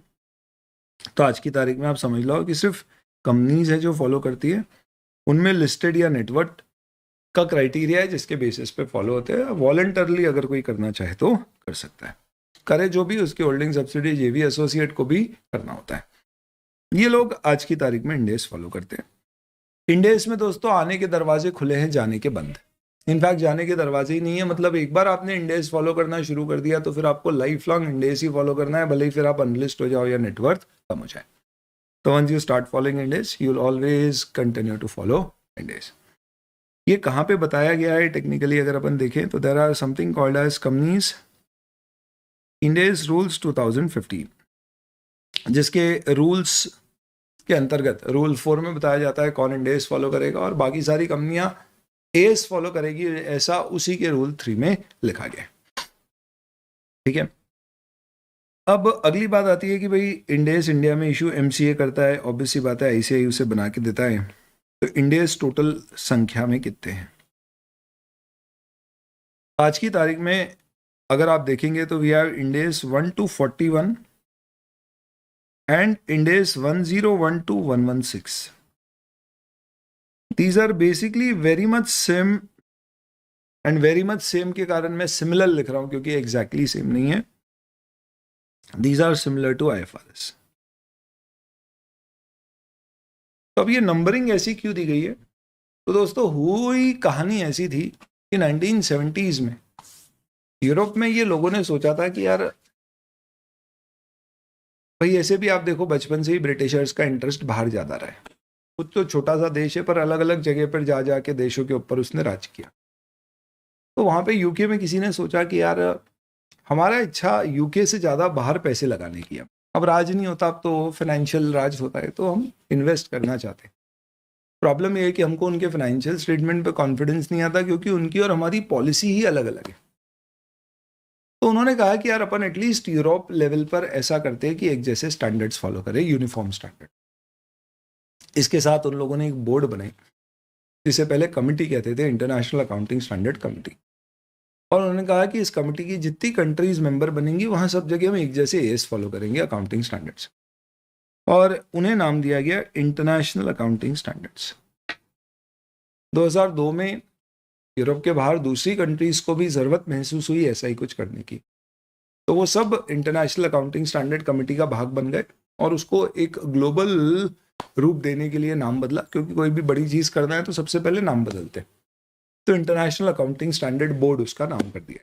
जैसे आईसीआई भी नया सिलेबस लेके आएगा तो हो सकता है कहीं थोड़े से नाम वाम बदल दे। कब आने वाला है चिंता मत करें। एफआर का सिलेबस पुराने नए में दोनों में सिमिलर है, तो आपको कोई टेंशन लेने की जरूरत नहीं है। हाँ, नए क्वेश्चंस आएंगे तो उसके प्रैक्टिस के अलग से क्वेश्चंस और बना देंगे। ऐसे भी फास्टर में हमारी क्वेश्चंस की प्रैक्टिस लिमिटेड होती है और वहां पे भी हमारे एग्जिस्टिंग क्वेश्चन बैंक के क्वेश्चंस आएंगे ही आएंगे। तो हुआ ये कि 2002 में इंटरनेशनल अकाउंटिंग स्टैंडर्ड बोर्ड बना, बहुत सारी कंट्रीज उसका भाग बन गई और उसके बाद जो स्टैंडर्ड्स बनाने लगे उनमें ग्लोबल रिप्रेजेंटेशन लेके स्टैंडर्ड्स बनाने शुरू किए। तो उन स्टैंडर्ड्स का नाम भी आईएएस से बदल के आईएफआरएस कर दिया, क्योंकि पहले अकाउंटिंग फोकस स्टैंडर्ड ज्यादा हुआ करते थे, बाद में फाइनेंशियल रिपोर्टिंग यानी अकाउंटिंग डिस्क्लोजर दोनों पे फोकस स्टैंडर्ड बढ़ने लगे। तो सवाल ये उठा कि भाई जो already international accounting standard issue हो गए उनका क्या। तो हमने कहा कि उन्हें वैसे के वैसे रहने देते, आईएफआरएस अब जो भी नए मुद्दे हैं उसके ऊपर हम इशू करेंगे और समय के साथ साथ हमें लगेगा कि आईएएस आउटडेटेड हो गए तो उस आईएएस को विड्रॉ करके उसके ऊपर एक नया आईएफआरएस इशू कर देंगे। जैसे कि एक होता था IAS 17 लीजेस, जो आउटडेट हो गया समय के साथ तो उसको विड्रॉ कर दिया गया और उसके बदले में नया IFRS 16 इशू किया गया लीजेस। यानी आप यूँ कह सकते हो दोस्तों कि आज की तारीख में IAS 1 to 41 में सारे नहीं है, बीच में मिसिंग है। There is no IAS 3, there is no IAS 4, there is no IAS 5, there is no IAS 6, IAS 2 है, IAS 7 है। तो ये विड्रॉ होते जाते हैं और उसके बदले में IFRS नहीं आते जाते। बट ऐसा नहीं है कि सारे के सारे IAS विड्रॉ हो चुके हैं। यानी आज की तारीख में इंटरनेशनल अकाउंटिंग अगर आपको पढ़ना है तो आपको IAS प्लस IFRS मिला के पढ़ना पड़ेगा। हमने इंडिया में क्या बोला, हमने बोला हम तो अभी इशू कर रहे हैं, तो क्योंकि इंडिया भी इस IASB जो कि IFAC की एक बॉडी है, क्योंकि इंडिया भी IFAC का पार्ट है, तो हमने बोला हम भी इंटरनेशनल स्टैंडर्ड्स फॉलो करना चाहेंगे। अब इंटरनेशनल स्टैंडर्ड फॉलो करने के लिए हमारे पास दो विकल्प हैं। एक जो पाकिस्तान ने अपनाया, उन्होंने बोला कि भैया हमारे यहाँ पे जो बड़ी कंपनी है, लिस्टेड कंपनी है, वो सूर्य की सारे IFRS ही फॉलो कर लेगी, बस उर्दू में कोई इसको ट्रांसलेट कर दे हमारा काम हो जाएगा। तो उन्होंने क्या किया, उन्होंने अपने कोई स्टैंडर्ड ही नहीं बनाया, उन्होंने आंख बंद करके बोला सारे के सारे IFRS फॉलो कर दो। पर क्या अपन ज्यादा पढ़े लिखे हैं और अपने यहाँ पे लोग भी ज्यादा हैं और फिर अपना भी वर्चस्व है। हमने कहा कि यार हम एज इट इज फॉलो नहीं करेंगे, जैसे कुछ कुछ जगह हमें समस्या है। जैसे कि IFRS एक जगह कहता है, वो कहता है कि अगर आपके लोकल लॉज में और IFRS में अगर कॉन्फ्लिक्ट है तो IFRS फॉलो करेंगे ना कि लोकल लॉज, ताकि यूनिफॉर्म अकाउंटिंग ग्लोबली हो सके। इंडिया में संभव नहीं है कि अपन कानून के अगेंस्ट जाके अकाउंटिंग कर सके। तो हमने बोला कि भैया पिज्जा तो हमें खाना है, वो भी इटालियन, पर उसके ऊपर जीरावन छिड़कना चाहिए, ये जरूरी है। जीरावन समझते हो, अगर आप MP इंदौर से हो तो समझते हो। यानी हमें टेस्ट चाहिए हमारा भारतीय तो ही जमेगा। अब कोई इटली में थोड़ी ना पनीर टिक्का पिज्जा मिलता होगा, लेकिन भारत में तो मिलता है, तो हमें हमारी स्पाइसेस जोड़ के पिज्जा बनाना है। सेम इसी लॉजिक से हमने बोला कि हम IFRS as it is drop करने की जगह उसे थोड़ा सा मॉडिफाई कर देंगे और ऐसे IFRS का रीड्राफ्टेड स्टैंडर्ड बनाएंगे जो कि मोरलेस IFRS जैसे ही होंगे, हल्के फुल्के चेंजेस होंगे लोकल रिक्वायरमेंट्स को मीट करने के लिए। इस कारण से हमने कहा कि हम IAS की जगह इशू करते हैं IAS, इंटरनेशनल अकाउंटिंग स्टैंडर्ड के बदले में हम जो स्टैंडर्ड इशू करेंगे उसका नंबर, उसकी हेडिंग, उसका नाम सब कुछ सेम होगा, उसका नंबर भी सेम होगा। बस फर्क ये होगा कि हम उसको नाम देंगे इंडेस 1 2 3 4 या जो भी IAS है वो नंबर्स। और IFRS के बदले में जो हम इशू करेंगे हम उसका नाम भी इंडेस ही रखेंगे, पर उसको सीरीज 101 से शुरू कर दें। यानी आप सेफली कह सकते हो IFRS 5 will be Ind AS 105, IAS 7 will be Ind AS 7। तो IAS as it is same number आ जाएंगे और इसमें IFRS का जो भी नंबर है वो 100 ऐड करके नंबर बन जाएगा। क्या ये एकदम एग्जैक्ट सेम होंगे या इन दोनों में डिफरेंसेस होंगे? तो डेफिनेटली इनमें डिफरेंसेस हो सकते हैं और इन डिफरेंसेस को कहा जाता है कार्विन्स एंड कार्व आउट्स। ये क्या है basically? This is basically difference between Ind AS and IFRS।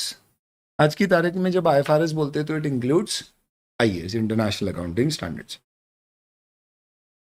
Corvin और कार्व आउट में क्या फर्क है? कार्विन और कार्व आउट में फर्क इतना है कि कार्व आउट में हम कंसेप्चुअली IFRS से भिन्न चीजें कह रहे हैं। जैसे कंसेप्चुअली IFRS कहता है कि लोकल लॉज और IFRS में डिफरेंस हो तो IFRS फॉलो करो, लेकिन हम इंडिया में क्या करते हैं, लोकल लॉज और इंडियस में डिफरेंस होगा तो हम लोकल लॉज को फॉलो करें। तो ये कंसेप्चुअली कॉन्ट्राडिक्टरी है, डिफरेंट है, और हमें ये करना जरूरी है इंडियन कॉन्टेक्स्ट में। तो जो कंसेप्चुअली डिफरेंट है उसे कार्व आउट किया, पर कुछ जगह हम सिर्फ ऑप्शंस लिमिट कर देते हैं। तो जैसे IAS two international accounting standard two inventory का कहता है कि भैया फीफो, लीफो या वेटेड एवरेज से इन्वेंट्री वैल्यू कर लो सपोज, पर हम कहते हैं नहीं, हमारे यहाँ से हम सिर्फ फीफो और वेटेड एवरेज अलाउ करेंगे, लीफो नहीं करेंगे। तो हम कंसेप्चुअली अलग नहीं जा रहे हैं। इनफैक्ट दायरा जो उन लोगों ने दिया है 3 ऑप्शन, उनमें से हम 2 ऑप्शन ही यूज कर रहे हैं, यानी हम उनके अगेंस्ट नहीं जा रहे। ये बिल्कुल वैसा ही है कि भाई मॉम ने बोला है सुबह या शाम दोनों में से कोई एक समय तुझे पढ़ाई करना है। अब इस उम्र में कौन मॉम बोलती है अपने को पढ़ाई करने का? CA के बच्चों को तो मॉम बोलती है अरे उठ जा कितना पढ़ेगा। खैर, डैड ने बोला नहीं तू सुबह ही पढ़ाई करेगा। तो ऐसा नहीं है कि मॉम और डैड कॉन्ट्राडिक्ट कर रहे हैं। मॉम ने 2 ऑप्शन दिए डैड में से हमारे लिए, उसमें उन्होंने एक ऑप्शन लिमिट कर दिया। तो अल्टीमेटली अगर हम डैड की बात मानेंगे तो मॉम की बात भी मान ली गई है, ऐसा हो जाएगा। इसी तरह से कई जगह ऐसा होता है कि IFRS आपको ऑप्शन देता है, जैसे कि रियल एस्टेट में इन्वेस्टमेंट किया है तो IFRS बोलता है आप चाहो तो कॉस्ट पे या चाहो तो फेयर वैल्यू पे मेजर कर लो, भले ही फेयर वैल्यू कॉस्ट से ज्यादा। पर हमने इंडिया में बोला नहीं आप उसे कॉस्ट पे ही कैरी करोगे। तो हमने क्या किया, हम उसके अगेंस्ट नहीं गए, पर हमने ऑप्शन लिमिट कर दिया। इस तरह के डिफरेंसेस जहां पे हम ऑप्शंस लिमिट कर रहे हैं, यानी कंसेप्चुअली डिफरेंट नहीं है। ये प्राइमरली 2 तरह के होते हैं, एक तो जो ऑप्शन लिमिट होते हैं और एक टर्मिनोलॉजी चेंज। जैसे हम लोग बोलते हैं statement of profit and loss, internationally उसे statement of total comprehensive income कहा जाता है। तो नॉमेनक्लेचर का एक फर्क है, बाकी कोई डिफरेंस नहीं है। ऐसे डिफरेंसेस को कार्वन कहते हैं। मजे की बात यह है कि ये दोनों ही आपके कोर्स में नहीं है। GFRS अगर आप इलेक्टिव लोगे तो वहां पे ये काम में आएंगे, अदरवाइज आपको कार्वन कार्व आउट देखने की जरूरत नहीं है। सिर्फ आप कार्वन कार्व आउट शब्द से परेशान ना हो जाओ, इस कारण से एक बार मैंने आपको इसको ब्रीफली यहाँ पर डिस्कस करके बता दिया। ये एक ब्रीफ इंट्रोडक्शन था आपके इंडेस कहाँ पर आए, कैसे आए। डिटेल जब आप रोड मैप का चैप्टर देखेंगे, जिसका कोई importance exam point of view से अब नहीं है, इसलिए फास्ट ट्रैक बैच में इसको मैं आपको अलग से वीडियो देके शेयर करवा दूंगा। आप नहीं भी देखोगे तो भी चलेगा। बट ये एक डिफरेंस है कि FR के हमारे सिलेबस के अंतर्गत क्या क्या चीज़ें कवर्ड है और FR में क्या डिफरेंस है, रोड मैप किसके ऊपर क्या एप्लीकेबल है and stuff like that. So this is of least importance as of this particular moment, but gives you a fair idea in terms of who has to follow Indes and where we are standing today. अब अपन fundamentals, ये सारा discussion जो अभी कर रहे हैं, यूँ समझ लो ये आपकी बेसिक अंडरस्टैंडिंग डेवलप करने के लिए। This is nothing important from the point of view of exams, but yes इससे आपका बेस डेवलप होगा ताकि आप आगे बढ़ पाओ। फंडामेंटल्स जो मुझे आपको समझाने दोस्तों, उसमें principally there are these 4 fundamentals which we have to discuss. अब इसका मतलब क्या है समझो। इसको डिस्कस करने के लिए, समझने के लिए, समझाने के लिए मैं आपसे एक छोटा सा क्वेश्चन पूछता हूँ चार्ट में। आप हो सके तो कोशिश करके इसका जवाब दीजिए। चार्ट अगर दिख रही है एक बार, okay cool. I am just sharing one particular question with you here. Suppose मैं कहता हूँ कि वी एक्वायर कंपनी, चलो इसको यहाँ पे लिखने की बजाय मैं यहाँ पे नोट ही कर देता हूँ।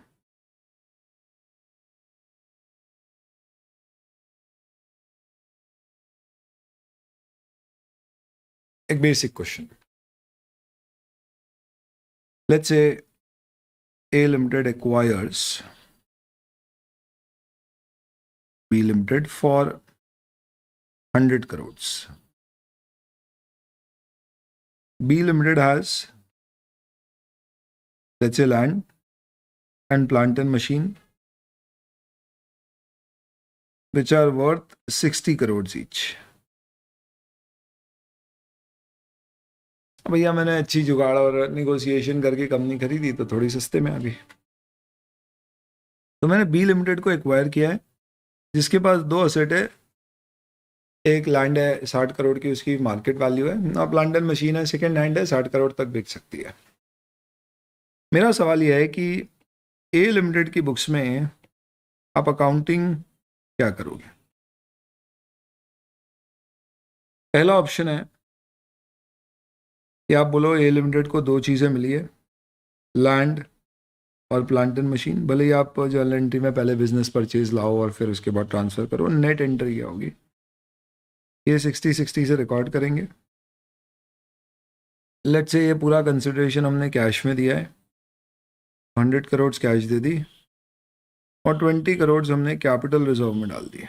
जैसा कि आप अमलगमेशन में पढ़ते थे कि net assets acquired if it is more then the purchase consideration, तो हम उसे कैपिटल रिजर्व में डाल देते। और दूसरा ऑप्शन ये है कि आप ये कहो कि यार हमने लैंड और प्लांट एंड मशीन एक्वायर की है, इसकी टोटल कॉस्ट 100 है, तो दोनों की मार्केट वैल्यू के रेशियो में जो हमारी कॉस्ट है,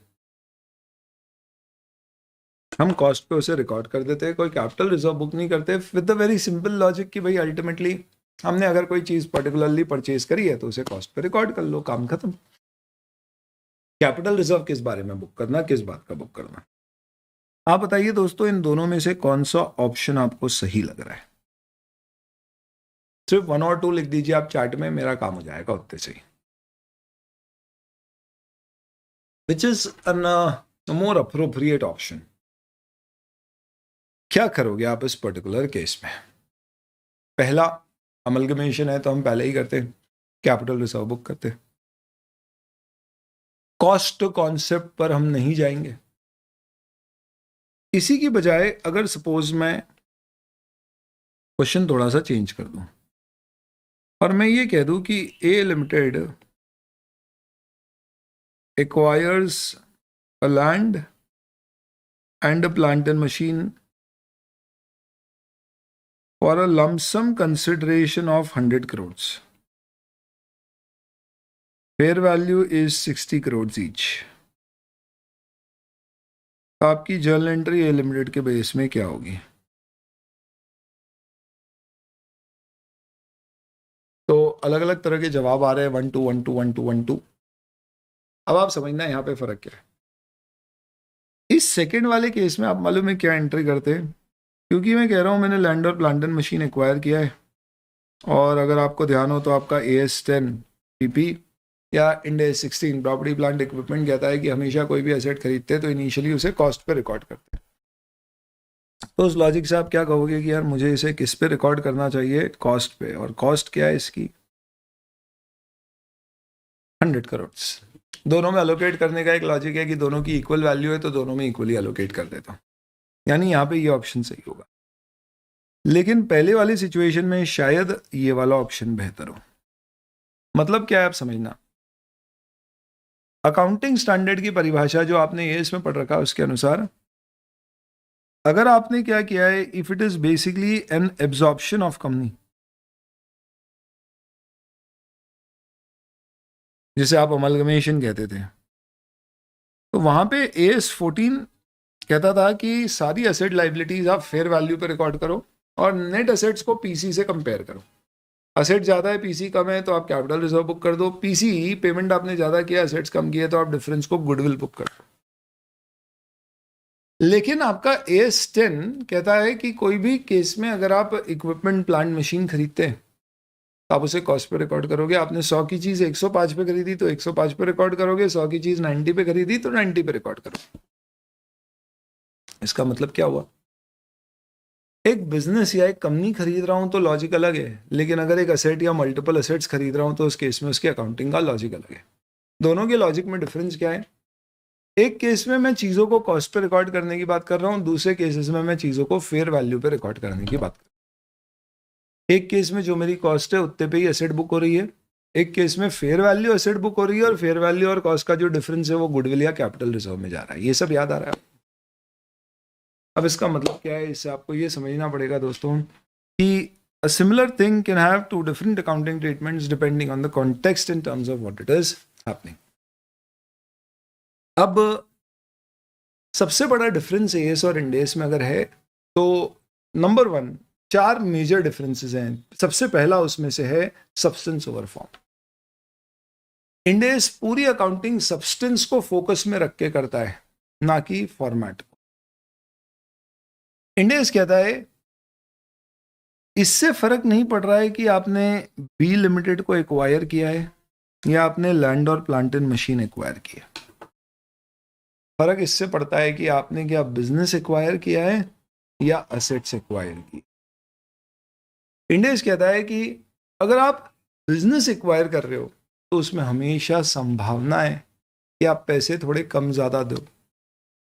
ज़्यादा दिए तो उसकी गुडविल के कारण, कम दिए तो आपके अच्छे नेगोशिएशन के कारण या सामने वाले की मजबूरी के कारण। लेकिन अगर आप बिजनेस एक्वायर नहीं कर रहे हो, सिर्फ कोई एसेट एक्वायर कर रहे हो, तो फिर डेफिनेटली आप जो पैसे दे रहे हो वही आपकी कॉस्ट है।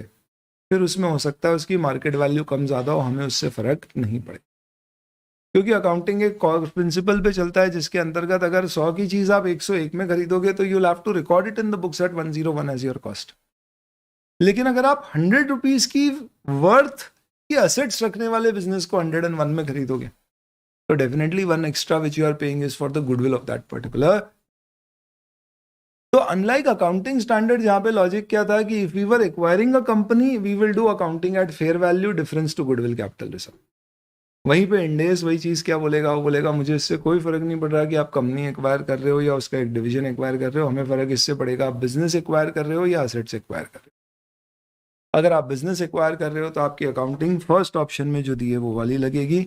इसका मतलब if it is a business acquisition we will do this as a accounting. if it is only an asset acquisition, ये कैसे पता पड़ेगा? Let's say for example B limited एक बंद हो चुकी कंपनी है जिसके अंतर्गत खंडर है, कुछ भी नहीं है, जमीन है, उसके ऊपर प्लांट एंड मशीन है और एक खंडर जैसी बिल्डिंग है जिसकी कोई कीमत नहीं। मैं उस कंपनी को एक्वायर करके कोई बिजनेस नहीं एक्वायर कर रहा हूँ, मेरी तो उस जगह पे और उसके ऊपर जो मशीन रखी है उसमें इंटरेस्ट है, क्योंकि मेरा स्क्रैप का धंधा है। तो मैं लूंगा और क्या करूंगा, सारी मशीनों को स्क्रैप में बेच दूंगा, जमीन को कहीं और बेच दूंगा, यही मेरा बिजनेस है। तो इस पर्टिकुलर केस में what I am doing is even if I am absorbing B limited I will not do accounting of acquisition of business. I simply say मैंने 2 असेट खरीदी, एक लैंड और एक plant and machinery. Plant and machine मेरे लिए inventory जैसी है क्योंकि आगे बेच दूंगा, और लैंड एक इन्वेस्टमेंट जैसा है जिसको रखूंगा, मार्केट वैल्यू बढ़ेगी तो बेच दूंगा। मतलब आप समझना दोस्तों, एएस और इंडेस में बेसिक डिफरेंस जो है वो किसके ऊपर है? सब्सटेंस में। एक सिंपल सा सवाल आप बताएं यहाँ पे मैंने एक देखो, आप ध्यान रखना इंडेस का बेस बनना बहुत ज़रूरी है दोस्तों। वो बनेगा तो आगे के चैप्टर्स आप थोड़े अच्छे से अप्रिशिएट कर पाओगे, और फिर आपके लिए एफआर कभी भी ऐसा नहीं होगा कि अच्छा ये सारे टॉपिक है इसको पढ़ पढ़ के याद करना है। आप दिल से दिमाग से दोनों तरह से इंक्लाइंड और इन वन लाइन सारी चीज़ों को कंसेप्चुअली इंटरलेट करके समझ पाओगे। तो मैं आपसे एक सवाल पूछता हूँ, a company has issued preference share capital which is redeemable at par after 5 years। Simple सा सवाल है, आप बताओ क्या ये फाइनेंशियल लाइबिलिटी है? इनफैक्ट इसको फाइनेंशियल लाइबिलिटी अभी नहीं बोलता। क्या ये लाइबिलिटी है या कैपिटल है? बताओ क्या है, लाइबिलिटी या कैपिटल? तो आप अगर देखोगे तो लीगल फॉर्म में preference share capital is capital. But आप एक चीज समझो, कैपिटल किसे कहते हैं? जो आपके बिजनेस में परमानेंट है, जिसे लौटाने की आपकी कोई जिम्मेदारी नहीं है, आपकी इच्छा है तो आप लौटा सकते हो बाय बैक या किसी जरिए से, बट कंपल्शन नहीं है। लेकिन यहाँ तो कंपल्शन है कि आपको लौटाना ही पड़ेगा। तो सिर्फ दिखाने के लिए, नाम के लिए ये अपने आप में क्या है दोस्तों? एक लाइबिलिटी है। बट एक्चुअल में अगर आप देखोगे तो ये लाइबिलिटी है ही नहीं है अपने आप में। इनफैक्ट सॉरी, वापस से बोलता हूँ, दिखाने के लिए है, ये सिर्फ एक कैपिटल है, बट रियल सेंस में ये कैपिटल नहीं है, क्योंकि आपको इसे कंपल्सरली रीपे करना है। ये अपने आप में क्या है? एक लाइबिलिटी है। आप देखो, एएस में अपन इसे कैपिटल मानते थे, लेकिन इंडेस में अपन पढ़ेंगे इसे, इंडेस इसे लाइबिलिटी की तरह क्लासिफाई करेगा। क्यों? क्योंकि Ind AS focuses on substance of the transaction and not its legal form. तो सर ऐसे हम कैसे क्लासिफाई करेंगे सब्सटेंस ओवर फॉर्म? ऐसा नहीं है दोस्तों, ये कोई अलग से प्रिंसिपल पढ़ना है। सारे इंडेस इसी लॉजिक पे चलते हैं। सारे इंडेस उनको बनाई इस तरह से। आपसे एक और उदाहरण के तौर पे क्वेश्चन पूछता हूँ। मेरे पास एक लैंड जमीन रखी हुई है जो मैंने 1 करोड़ में खरीदी थी, आज उसकी मार्केट वैल्यू 5 करोड़ हो गई है। 1 करोड़, मार्केट वैल्यू 5 करोड़। आप बताइए अगर मैं इसे रिवैल्यू करना चाहता हूं फ्रॉम 1 to 5 करोड़, तो 4 करोड़ कहां जाएगा? रिवैल्यूएशन रिजर्व में। प्रॉफिट पीआरएल में बुक नहीं होगा, इट्स अ रिवैल्यूएशन रिजर्व। लेकिन अगर इस 1 करोड़ की लैंड को मैं किसी को सेल कर दूं 5 करोड़ में, सर फिर 4 करोड़ का प्रॉफिट पीआरएल में चले जाएगा। फिर सेल करके कुछ ही टाइम बाद, इनफैक्ट उसी अग्रीमेंट में मैंने किया है कि मैं आपको सेल करके वापस से रिपर्चेस कर लूंगा 5 करोड़ में। तो सर 5 करोड़ में बेच के 5 करोड़ में वापस खरीदा, मजा क्या आया? बस ऐसे ही लाइफ में फन होने का मजा ये आया दोस्तों कि मैंने जैसे ही 1 करोड़ की एसेट 5 करोड़ में बेची, 4 करोड़ का रियलाइज प्रॉफिट पीआरएल में बुक हो गया। फिर जब वो एसेट मार्केट से 5 करोड़ में खरीदी तो बुक्स पे 5 करोड़ पे आ गई। नेट रिजल्ट ये हुआ कि 1 करोड़ की एसेट 5 करोड़ पे आ गई, 4 करोड़ का प्रॉफिट पीआरएल में बुक हो गया। जबकि सब्सटेंस में देखा जाए तो मैंने कुछ नहीं किया है, मैंने बेच के वापस खरीदा, यानी एक तरह से मैंने अपनी एसेट को सिर्फ रीवैल्यू किया। एएस में भले ही आप बता दो कि भैया सेल हुआ है तो प्रॉफिट पीआरएल में बुक होएगा, इंडेस बोलता है सब्सटेंस में आपने सेल करके वापस परचेज करने की बात हाथों हाथ की है, तो हम सब्सटेंस में इसे सेल ही नहीं मानते। यानी हम इस केस में मानेंगे कि आपने ना एसेट बेचा ना वापस खरीदा, 1 करोड़ का 1 करोड़ पे ही रहेगा। रिवैल्यूएशन करना है तो आपकी पॉलिसी, अगर रिवैल्यूएशन की तो अलग से रिवैल्यू करो। सर हम कैसे समझ पाएंगे ये सारी चीजें? ये जब आप इंडेस पढ़ोगे तो यही चीज हमको डेवलप करनी है, ये अंडरस्टैंडिंग ही डेवलप करनी है।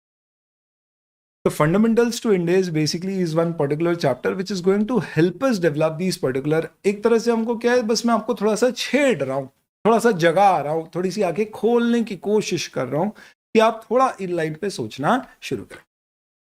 It says substance of the transaction will prevail over the legal form, whether it is a redeemable preference share capital or it is a purchase of company with single asset with no separate business or convertible debentures having equity characteristics।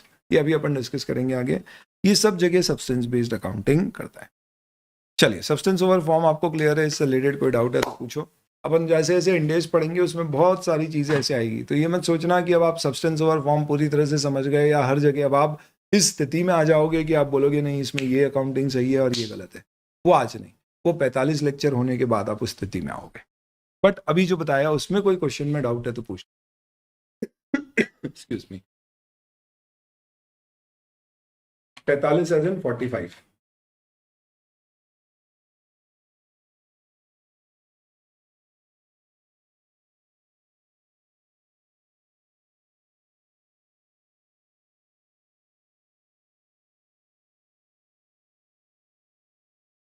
चलिए, और doubt out हो तो पूछो बेटा, नहीं हो तो बोल दो कोई डाउट नहीं है। चलते रहना चाहिए, मूवमेंट होते रहना चाहिए, चैट चैट बनी बरकरार रहना चाहिए। अब अपन दूसरे इंपॉर्टेंट कॉन्सेप्ट पे आते हैं इंडेस के, which is fair value accounting.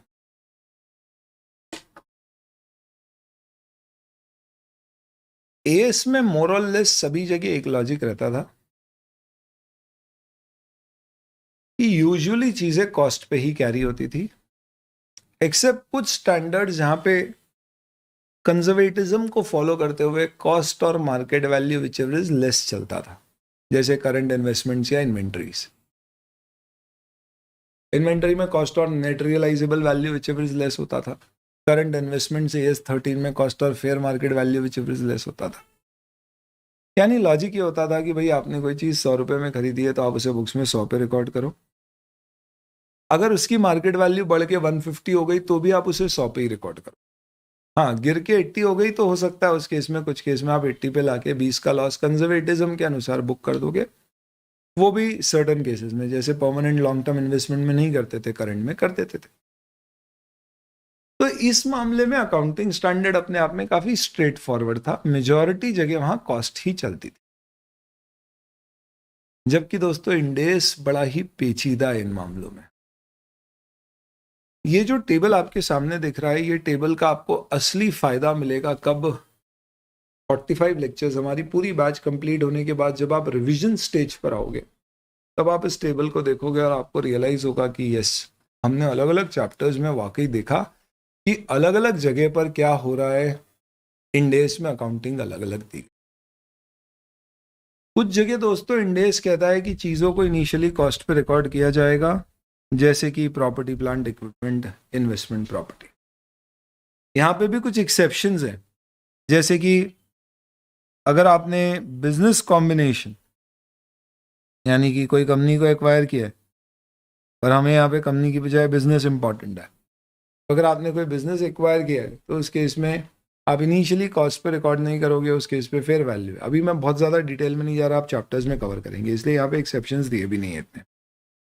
Basic rule क्या होता है, जब भी आप कोई इन्वेस्टमेंट रियल एस्टेट में करोगे या आप कोई मशीन वगैरह खरीदोगे तो आप उसे कॉस्ट पे रिकॉर्ड करो।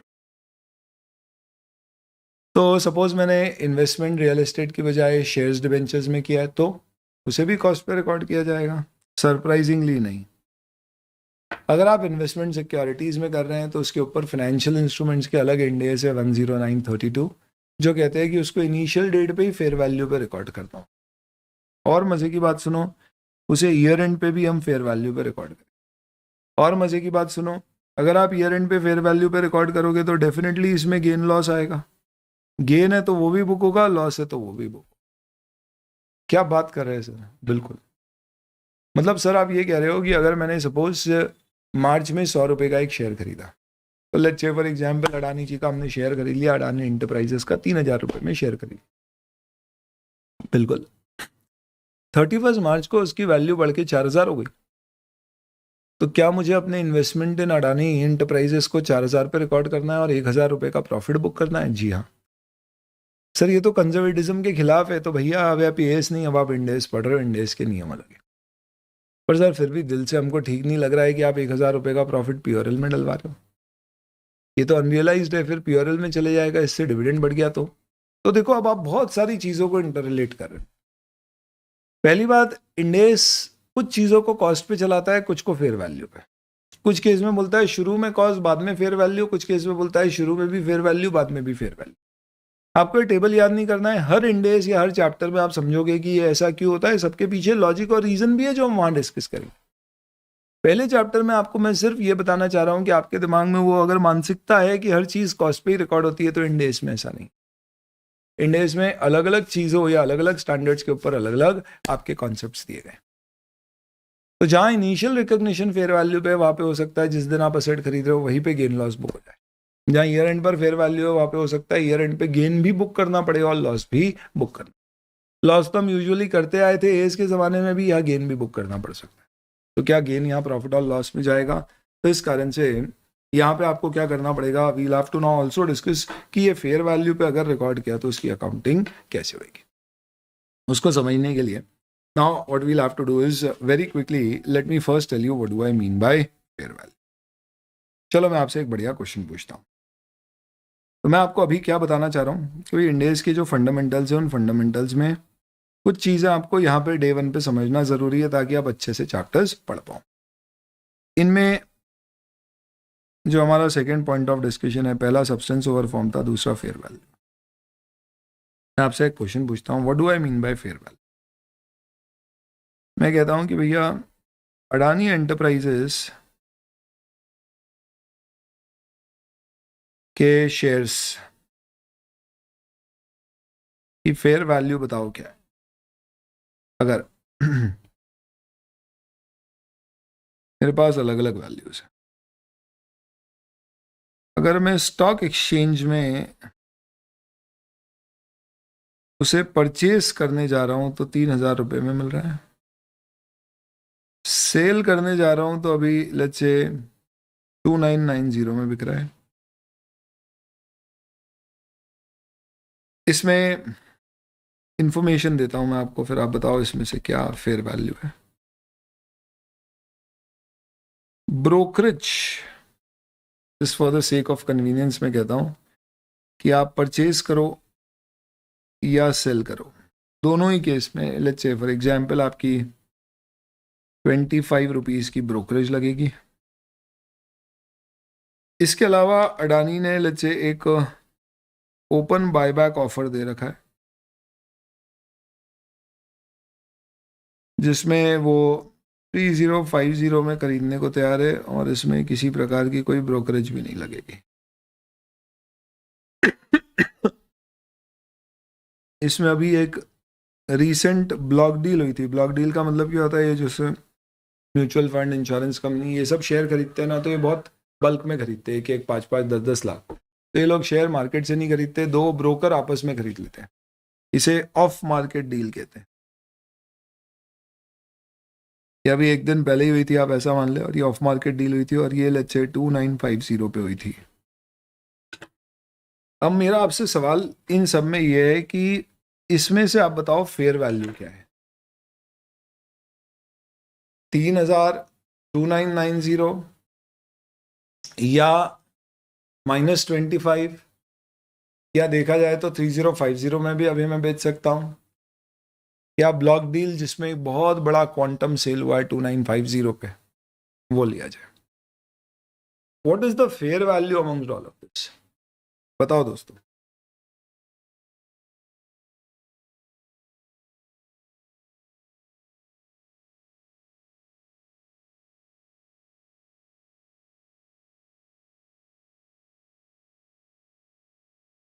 बताइए क्या बोलते हो आप दोस्तों। इंडेस में it is very clear that fair value is the selling price, the exit price, ना कि नेट सेलिंग प्राइस और परचेज प्राइस, जिसे रिप्लेसमेंट कॉस्ट कहते हैं। और वो भी किसकी सेलिंग प्राइस है? Selling price in market. जो इसका मोस्ट एक्टिव मार्केट है, वहां पे जो इसकी सेलिंग प्राइस चल रही है वो है, what is the most active market? Stock exchange. और वहां पे मुझे क्या चाहिए? Selling price. इसका मतलब इस सिचुएशन में मेरा जो आंसर है वो है 2990। Very good, Rishika is the first one two give the correct answer, शाबाश। इतनी अच्छी बात यह है कि इंडेस ने कहीं पूरे इंडेस में, कोई भी इंडेस में अगर फेयर वैल्यू शब्द यूज किया गया है तो उसका मतलब डिफाइन कर रखा है सेलिंग प्राइस ही होगा। हाँ, अगर किसी इंडेस को फेयर वैल्यू के शब्द को रीडिफाइन करना है तो वो उसको फिर अलग से बताएगा कि भाई यहाँ सेलिंग प्राइस की जगह ये लेना, क्योंकि यहाँ सेलिंग प्राइस अप्रोप्रिएट नहीं होगी, वो एक्सेप्शंस होंगे। पर अगर इंडेस साइलेंट है तो आप समझ जाना फेयर वैल्यू क्या है, सेलिंग प्राइस है। इनफैक्ट मजे की बात यह है कि एक पूरा का पूरा इंडेस बनाया गया है, इंडेस 113, जिसका नाम ही है फेयर वैल्यू मेजरमेंट, जिसका सिर्फ एक उद्देश्य है, क्या बताना? कि फेयर वैल्यू कैसे निकाली जाती है और ये क्या होती है। क्योंकि फेयर वैल्यू निकालने में भी बहुत पेचीदा मामला है दोस्तों, मामला बड़ा गंभीर है। क्यों? पहली बात तो फेयर वैल्यू सेलिंग प्राइस होगी या परचेज प्राइस, दूसरी बात नेट सेलिंग प्राइस होगी या सेलिंग प्राइस, तीसरी बात कौन से मार्केट की होगी, दो लोगों के बीच की प्राइस या एक्टिव मार्केट। अगर एक से ज्यादा एक्टिव मार्केट हुए तो हो सकता है बीएससी और एनएससी में भी प्राइस में 1 रुपए का डिफरेंस हो, 2 रुपए का डिफरेंस हो, तो क्या लेंगे? तो वो सारी कहानी 113 में समझाई गई है कि आपको कौन सी लेना है। तो वो जब 113 अपन इंडेक्स पढ़ेंगे, जिसका नाम ही फेयर वैल्यू मेजरमेंट है, जो सिर्फ बताता है फेयर वैल्यू क्या हो, तो सर इतना बड़ा इंडेक्स एक बना दिया, पूरा का पूरा इंडेक्स सिर्फ इतनी सी चीज डिफाइन करने में। हाँ, क्यों? क्योंकि एक चीज समझो, अनलिस्टेड शेयर्स की फेयर वैल्यू कैसे निकालोगे? क्योंकि उसका एक्टिव मार्केट होगा ही नहीं, तो क्या फेयर वैल्यू उसकी कॉस्ट हो जाएगी? नहीं। वो सब समझाता है कि अगर एक्टिव मार्केट नहीं है तो क्या लेना है, वो नहीं है तो क्या लेना है। तो इसका मतलब ये होगा दोस्तों कि फेयर वैल्यू के ऊपर एक डिटेल्ड आपके पास स्टैंडर्ड है जो बताता है फेयर वैल्यू कैसे निकालनी है। अभी आप सिर्फ इतना समझ लो कि कहीं भी अगर मैं फेयर वैल्यू शब्द यूज करूं तो आप समझ जाना फेयर वैल्यू मतलब सेलिंग प्राइस, ना कि नेट सेलिंग प्राइस। बेचूंगा आज तो कितने पे बिकेगा, बिना बेचने के खर्चे माइनस किए। इसमें एक छोटी सी चीज और ध्यान रखना, there is a difference between fair value and net realisable value. हर इंडेक्स में अपन क्या यूज करने वाले हैं? Most of the index, the term used is fair value. Net realizable value is a term which is only used in index 2, which is like AS2, which is for inventories. दोनों में क्या फर्क है? आप समझो दोस्तों कि इस वैलेंटाइन अब हमने फाइनल कर दिया है कि भैया अब उसको क्या करें। तो हमने फाइनल किया है कि अब अपन क्या करते हैं भैया, रजिस्ट्री कर ही लेते, बुकिंग कर ही लेते और उसको फाइनली अंगूठी पहना ही देते। क्यों? क्योंकि क्या होगा दोस्तों, जब तक रजिस्ट्री नहीं होगी तब तक हर किसी की नजर उसके ऊपर जाएगी। जहां हमने अंगूठी पहना दी फिर हमारा कब्जा हो गया। Sorry sorry sorry. तो ये वैलेंटाइन आप उसको एक अंगूठी रिंग गिफ्ट कर, डायमंड रिंग। अब 2,000 रुपये महीने का आदमी है अपन, आर्टिकल डायमंड रिंग। हमने बोला गोल्ड की देंगे, हमारी पूरी पूंजी जो इकट्ठे करके लगा दी, बढ़िया एकदम गोल्ड की रिंग है और उसके ऊपर एक खूबसूरत सा गोल्ड का ही यूनिकॉर्न बना हुआ है। हमने बोला हाँ चलिए तू ही है हमारी यूनिकॉर्न, इस लाइन के साथ हम उसको रिंग पहने। दोस्तों जब आप गोल्ड की रिंग खरीदने जाते हैं तो आप मुझे एक बात बता सकते हो क्या, कि उसकी कीमत कैसे डिसाइड होती है? कोई भी ज्वेलरी शॉप गोल्ड की रिंग की प्राइस कैसे डिसाइड करेगा कि उसके अंदर कितना गोल्ड है? उसके ऊपर वो अपने चार्जेस जोड़ेगा। तो नॉर्मली वो क्या होता है कि वो रिंग को वे करेंगे। सपोज फॉर एग्जाम्पल जो रिंग आप उसे दे रहे हो that is coming of 10 grams. 10 ग्राम में कहाँ रिंग बनती है? अरे छोड़ो यार, 10 ग्राम की रिंग है, लेट्स से फॉर एग्जाम्पल उसने बोला भाई 10 ग्राम की रिंग है और 1,000 रुपये हमारा रिंग पे फिक्स मेकिंग चार्ज लगता है। तो वो क्या करेगा, जो उस दिन गोल्ड की प्राइस चल रही है वो प्लस 1,000 रुपये आपको रिंग पे देगा। मजे की बात यह है दोस्तों कि गोल्ड की प्राइस, कभी आपने किसी ने ज्वेलरी खरीदी है क्या? अगर आप तनिष्क पे जाते हो ना तो तनिष्क बोलता है सर 10 ग्राम्स ऑफ गोल्ड की प्राइस इज 6,500 रुपीज। लेकिन वहीं पर आप तनिष्क की बजाय लेट्स से फॉर एग्जांपल त्रिभुवन दास भीमजी जवेरी के पास जाएंगे, टीबी सेट, कियारा उसकी ब्रांड एम्बेसडर है, उसे देख के हम वहां चले गए, वो बोलता है 6,250 rupees is the price of 10 grams gold. वहीं पे आप अपने लोकल सराफा बाजार में जाओगे तो वो बोलेगा 6,100 रुपये गोल्ड की प्राइस, जबकि सभी एक ही प्योरिटी का गोल्ड दे रहे हैं। यानी कि उन जो सबके गोल्ड में उन्होंने बोला भाई ये प्योर गोल्ड की प्राइस है, आपका 18 कैरेट में तो उस हिसाब से प्राइस चेंज होगी, पर सबकी प्राइस प्योर गोल्ड की अलग अलग आ रही। मतलब समझ रहे हो आप? तनिष्क क्या करता है, वो गोल्ड का रेट ही ज्यादा आपसे चार्ज करता है। क्यों? क्योंकि उसका मालूम है कि भैया हमारे पास कस्टमर से हम थोड़ा प्रीमियम चार्ज करते ही हमारा तरीका है। वहीं सराफा बाजार में ऐसा नहीं है। इसका मतलब क्या हुआ दोस्तों, कि गोल्ड की मार्केट में बहुत सारी वैल्यूज है डिपेंडिंग आप कहाँ से ले रहे हो। एक चीज सुनना ध्यान से, जब फेयर वैल्यू शब्द आएगा ना तो हमें क्या लेना है, मार्केट प्राइस, कि आज मैं गोल्ड बेचूंगा तो कितने में बिकेगा। अब अगर मैं तनिष्क हूं तो मैं एक अलग प्राइस पे बेच सकता हूं। इंडेस कहता है भाई आपके लिए फिर ये डिस्कशन फेयर वैल्यू का नहीं है, इन्वेंट्री का है, कि इन्वेंट्री आप उसे कॉस्ट पे या एनआरवी जिस भी कम है उस पर रिकॉर्ड करोगे। इंडेस कहता है कि अगर आपका बिजनेस वो चीज बेचने का है और इसलिए वो आपकी इन्वेंट्री है, तो फिर आप ये देखो कि आप कितने पे बेच सकते। लेकिन अगर वो आपकी इन्वेंट्री नहीं है, बाकी किसी केस में आप अकाउंटिंग कर रहे हो और आपको फेयर वैल्यू किसी भी कारण से चाहिए, तो आप ये मत सोचो आप कितने में बेच सकते हो, आप ये देखो मार्केट में कितने में बिक रहा है। इसका मतलब एक बहुत बड़ा डिफरेंस है दोस्तों। Most of the इंडेस will use the term fair value which is basically market based, whereas net realizable value is seller based। इसका मतलब क्या हुआ दोस्तों, मतलब इसका यह है कि इन्वेंट्री के केस में फेयर वैल्यू का कंसेप्ट नहीं लगेगा, बाकी सब जगह फेयर वैल्यू लगेगा। फेयर वैल्यू का मतलब है कि मार्केट में उसका क्या रेट चल रहा है, पर अगर एक से ज्यादा मार्केट हुए, एक से ज्यादा रेट हुए तो कौन सा लेना है, वो सब अपन 113 में डिस्कस करेंगे। तभी आपको सिंपली क्या समझना है, you have to basically talk about the market value. इसका मतलब समझ गए आप? आज की तारीख में अगर मुझे एप्पल का आईफोन खरीदना है, iPhone 14 pro if I have to buy, तो मुझे मालूम है उसकी मार्केट वैल्यू 1,20,000 रुपये। सीधी सी बात है। तो मैं क्या बोलूंगा, 1,20,000 रुपये उसकी मार्केट वैल्यू है। कैसे? क्यों? क्योंकि मार्केट में वो इस प्राइस पर बिक रहा है। अब हो सकता है कि अगर मैं कहीं एक ऐसे मार्केट में चले जाऊं जहां थोड़ा डिस्काउंट मिलता है तो वहां 2-3 हज़ार का डिस्काउंट भी मिल जाए, तो मैं क्या प्राइस लूंगा? तो इंडेक्स 113 बताएगा कि भाई अगर अलग अलग मार्केट में अलग अलग प्राइस है तो आपको कौन सी प्राइस कंसिडर करना है, खत्म। पर हमें मार्केट प्राइस दे। लेकिन अगर मेरी खुद की आईफोन की दुकान है जिसमें मैं आईफोन बेचता हूं, तो फिर मेरे लिए मार्केट प्राइस इंपॉर्टेंट नहीं है, मुझे ये देखना है कि मैं मेरे आईफोन को कितने में बेच पाऊंगा। तो ये एप्पल का इंस्पायर स्टॉल लेके बैठा हूँ तो मैं तो 1,20,000 में ही बेचता हूँ। लेकिन वहीं पर मैं डॉलर मार्केट या ऐसे कोई खान मार्केट टाइप के मार्केट में बेचा हूँ जहाँ पे मैं बेचता हूँ तो मुझे मालूम है 3,000 रुपये डिस्काउंट में बिकेगी।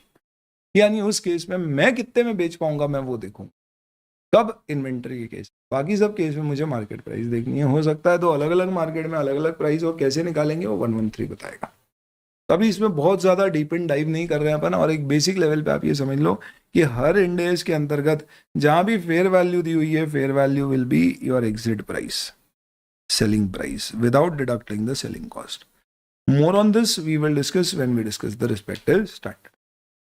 अभी बहुत बड़ा डिस्कशन ये नहीं है कि फेयर वैल्यू कैसे निकाली जाएगी और सेलिंग प्राइस है, ये इंपॉर्टेंट है, इतना समझना डेफिनेटली जरूरी है। अब ये समझना जरूरी है कि अगर किसी चीज को ईयर एंड पे फेयर वैल्यू पे रिकॉर्ड करना पड़ा तो उसमें तो फिर काफी सारा फेयर वैल्यू गेन लॉस आ सकता है। वो गेन लॉस की अकाउंटिंग क्या होगी, this is another area where the Ind AS is very different from accounting standards. और ये क्या है आप समझ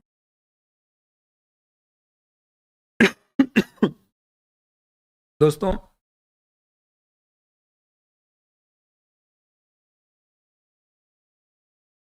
fair value gain loss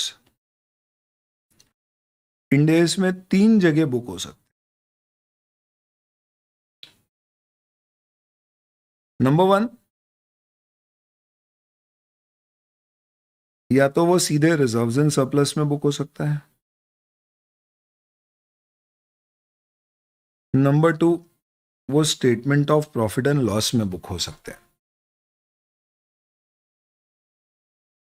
statement of profit and loss में इंड एस में 2 सेक्शंस होते हैं।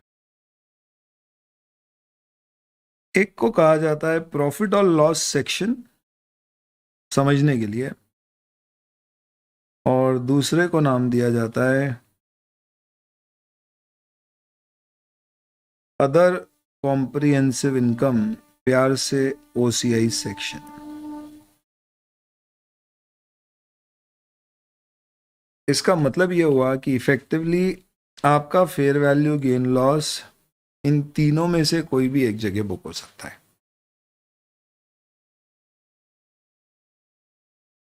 Sir I think making charges makes it different, ऐसा लगता है दोस्तों, पर ऐसा नहीं। नॉर्मली ज्वेलरी तुम खरीदने जाना, आज ही जाना विकास भाई, और तुम तनिष्क में जाना और let's say for example you go to some local jewellers जैसे डीपी ज्वेलर्स या कल्याण ज्वेलर्स, सब जगह मैचिंग चार्जेस तो अलग अलग होंगे ही होंगे, गोल्ड का रेट ही अलग अलग होता है। आपको लगेगा वो कैरेट के कारण है, नहीं, आप पूछ के आइए, एक बार हो के आइए तो मालूम पड़ेगा। ये इनके तरीके होते हैं दोस्तों ज्यादा पैसे निकलवाने। खैर अभी समझे अपन, अभी अपने को ज्वेलर नहीं बनना है, ना अपने को सराफा बाजार जाना है, ना ही अपने को उसके लिए खरीदना है, ठीक है। तो आप देखो यहाँ पे अगर कोई फेयर वैल्यू गेन लॉस है तो वो 3 में से किसी एक जगह जा सकता है। मतलब क्या है इसका,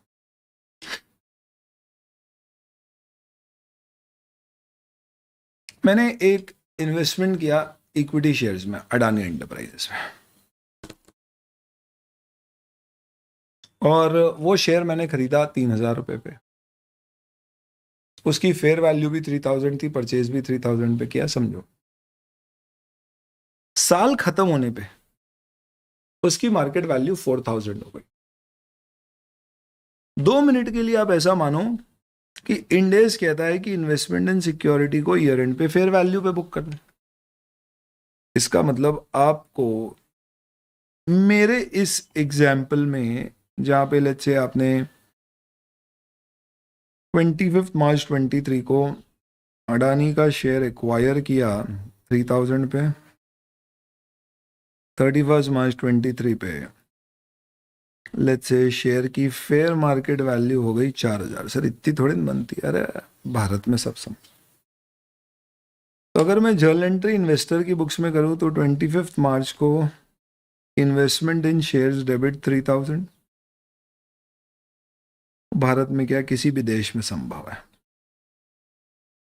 31 मार्च को मुझे इन्वेस्टमेंट को मेजर करना है फेयर वैल्यू पे, तो 1,000 रुपए से बढ़ाना पड़ेगा, डेबिट करूंगा। ये 1,000 रुपए है मेरा फेयर वैल्यू की। अब नॉर्मली हम ईयर एंड पे ट्रांसफर एंट्री करते हैं, तो ये फेयर वैल्यू गेन ट्रांसफर होगा। इसे मैं कहाँ ट्रांसफर करूँ? एक हो सकता है मैं सीधे इसे रिजर्व में डाल दूँ, फेयर वैल्यू रिजर्व्स। दूसरा हो सकता है कि मैं इसे पीओआरएल में डाल दूँ, statement of profit and loss. Ind AS में पीओआरएल में दो सेक्शन होते हैं, एक को बोलते हैं पीओआरएल सेक्शन और एक को बोलते हैं ओसीआई सेक्शन। ये 1,000 रुपए कहाँ जाएगा? This will depend on various Ind AS and your accounting policies. Ind AS में ऐसा फिक्स नहीं है कि हमेशा ये अनरियलाइज्ड गेन, ये तो मानते हो आप कि ये अनरियलाइज्ड गेन है, अभी अपन ने बेचा नहीं है। एएस में पहली बात तो अनरियलाइज्ड गेन बुक ही नहीं करने देते थे, इंडेस में बुक होता। अब इंडेस ने इतना सही लॉजिक बनाया, सुनना ध्यान से। इंडेस बोलता है कि अगर गेन हुआ, सुनना मेरी बात ध्यान से समझना, आप लॉजिक समझना। आपने कोई चीज 1,000 रुपए में खरीदी जिसकी मार्केट वैल्यू 1,100 रुपए हो गई, 1,000 से 1,100 हो गई। फिर आपने उसे नेक्स्ट ईयर जब बेचा तो वापस 1,000 रुपए मार्केट वैल्यू हो गई थी, आपने बेच दिया। इसका मतलब ये हुआ कि when you bought a particular thing, let's say for example this was the price, next year उसकी प्राइस बढ़ गई, पर फिर जब आपने सेल किया तो प्राइस वापस कम हो गई। टेक्निकली स्पीकिंग 22-23 में इसकी प्राइस 100 रुपए बढ़ी और 23-24 में इसकी प्राइस 100 रुपए घटी है। हालांकि जितने पे आपने खरीदा था उतने पर आपने इसे सेल किया है, ये परचेज और ये सेल। एएस में क्या होता था दोस्तों, 1,000 की चीज एक साल बाद 1,000 में बिकी तो इस साल और अगले साल कोई प्रॉफिट और लॉस बुक नहीं होगा। इंडेस का लॉजिक ये है कि भाई इन्वेस्टमेंट अगर आप कर रहे हो तो ऑब्वियस सी बात है गेन लॉस के लिए कर रहे हो। अगर वो 1,000 का 1,100 हुआ और फिर आपने अगले साल फिर उसकी मार्केट वैल्यू गिरी और 1,000 पे बेचा, तो टेक्निकली आपने फर्स्ट ईयर 100 रुपए का गेन कमाया था, भले ही रियलाइज नहीं किया। तो आपके फर्स्ट ईयर के इन्वेस्टमेंट्स बेहतर थे, अच्छे थे, डिसीजन मेकिंग अच्छी थी, क्योंकि आपने जो खरीदा उससे मार्केट वैल्यू बढ़ी। और वहीं सेकेंड ईयर में आपकी डिसीजन मेकिंग अच्छी नहीं थी, क्योंकि आप जो चीज़ 1,100 की पहुंच गई थी उसे 1,000 पे बेचा, क्योंकि आपने शायद सही समय नहीं बेचा। तो आपको आइडियली फर्स्ट ईयर में 100 रुपए का गेन और सेकेंड ईयर में 100 का लॉस दिखाना चाहिए। डेफिनेटली नेट इम्पैक्ट 0 हो जाएगा, बट क्योंकि हम पीरियोडिसिटी कंसेप्ट में हर साल के अकाउंट बनाते हैं तो फर्स्ट ईयर में प्रॉफिट और सेकेंड ईयर में लॉस दिखना चाहिए। ये सोचे इंडेस की इस respect to investments in shares debenture securities. अब फर्क जो इतना आता है कि भाई अगर मैं 100 रुपए का ऐसे गेन बुक करूंगा तो मेरे प्रॉफिट बेवजह बढ़ने लगेंगे। तो इसके लिए इंडेस ने बोला कि हम statement of profit and loss में 2 सेक्शन बनाएंगे। एक होगा प्रॉफिट और लॉस सेक्शन और दूसरा होगा अदर कॉम्प्रिहेंसिव इनकम सेक्शन। हर वो गेन और लॉस जो इंडेस बोलता है बुक करो, पर इंडेस को लगता है कि ये कंपनी के प्रॉफिट्स को इम्पैक्ट नहीं करना चाहिए, मे बी बिकॉज वो अनरियलाइज्ड है या एक्सेप्शनल है, वो गेन लॉस को हम ओसीआई में बुक करने के लिए कह देंगे। यानी सिंपल सा फंडामेंटल लॉजिक ये करेंगे कि हम आपको ये नहीं बोलेंगे कि 1,000 का 1,100 हुआ तो 100 रुपीज का गेन इग्नोर करो और 1,000 का 900 हुआ तो 100 रुपए का लॉस बुक करो। हम ये बोलेंगे जो भी फेयर वैल्यू में चेंजेस है वो बुक करो। हम ये आपको जरूर कह सकते हैं कि उसे बुक करने के लिए आप उसे प्रॉफिट और लॉस की बजाय उसी का एक सेकंड सेक्शन है अदर कॉम्प्रिहेंसिव इनकम, वहां बुक कर दो, ताकि आपके प्रॉफिट्स इंपैक्ट ना हो, प्लस ये गेन लॉस आपके statement of profit and loss में ही अलग से दिखना शुरू हो जाए। इसका मतलब ये हुआ दोस्तों that when we go to Indes has a different logic. It does not say कि unrealized gain we will not book it all. Rather it says at certain places we will book unrealized gain, but we will not book it in the profit or loss section. We will book in a separate section in the statement of profit and loss. तो उदाहरण के तौर पे यहाँ पे आपको एक example दिया गया है कि कभी भी मैं कोई पीपी अगर बेचता हूँ और उस पर प्रॉफिट होता है तो मैं उसे पीआरएल में डालता ही हूँ, ये तो हम एएस में भी करते थे। वहीं अब अगर मैंने पीपी को रिवैल्यू किया तो उसके रिवैल्यूएशन पे कोई गेन होगा। हम क्या करते थे एएस में, वो गेन को सीधे रिवैल्यूएशन रिजर्व में डालते थे। यहाँ पे हम क्या करेंगे, वो गेन बुक करेंगे, उसे प्रॉफिट और लॉस में नहीं डालेंगे, उसका रिजर्व, इनफैक्ट उसको हम क्या करेंगे, प्रॉफिट एंड लॉस के एक सेपरेट सेक्शन में जिसका नाम है अदर कॉम्प्रिहेंसिव इनकम, वहां पे शो करें। इससे फायदा क्या होगा, चलो वो भी समझाता हूँ। अब फायदा समझना, ये देखो statement of profit and loss का आपको मैं फॉर्मेट बता रहा हूँ।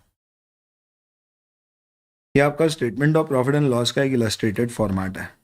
इसमें क्या होता है, ये यहाँ पे आपका प्रॉफिट आ गया, एज में यहीं पर खत्म हो जाता था। इंड एज में इसके बाद एक और सेक्शन आता है जिसे कहते हैं अदर कॉम्प्रिहेंसिव इनकम सेक्शन। इस सेक्शन की खूबी क्या है, इसके अंतर्गत इस तरह के वो गेन लॉस आते हैं जो इंडेस कहता है बुक करो, पर वो नहीं चाहता कि आपके प्रॉफिट को इम्पैक्ट करे। कौन से गेन लॉस आते हैं, वो सारे इंडेस पढ़ोगे तो समझ में आएगा। कोई थंब रूल नहीं है कि अनरियलाइज गेन हमेशा यहाँ आएगा। कई बार अनरियलाइज गेन ऊपर वाले सेक्शन में भी आता है, कई बार अनरियलाइज यहाँ भी आएगा, कई बार रियलाइज गेन ऊपर वाले सेक्शन में आएगा, तो कई बार रियलाइज गेन सेकंड सेक्शन में भी आ सकता है। यानी इसका मतलब इसका थंब रूल नहीं है, हर इंडेस में अलग अलग लॉजिक से। इसीलिए इंडेस थोड़े से कॉम्प्लिकेटेड हो जाते हैं, क्योंकि एक रूल सब जगह नहीं चलता, उनके अपने कारण है कि क्यों अलग अलग लॉजिक से। तो ये अदर कॉम्प्रिहेंसिव इनकम में दिखेगा। इसमें आपको दिखेंगे reclassified, will not be reclassified, ये अपन समझते हैं अभी आगे। But what we have to understand the very first place here is that unlike AS here a lot of places we will book profit even if it is unrealized. Only thing is, instead of booking it in the PRL part, we will book it in a separate section which will be a part of SPL. इससे फायदा क्या होगा देखिए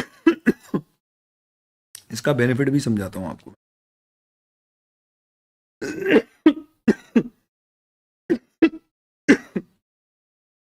क्या खुदा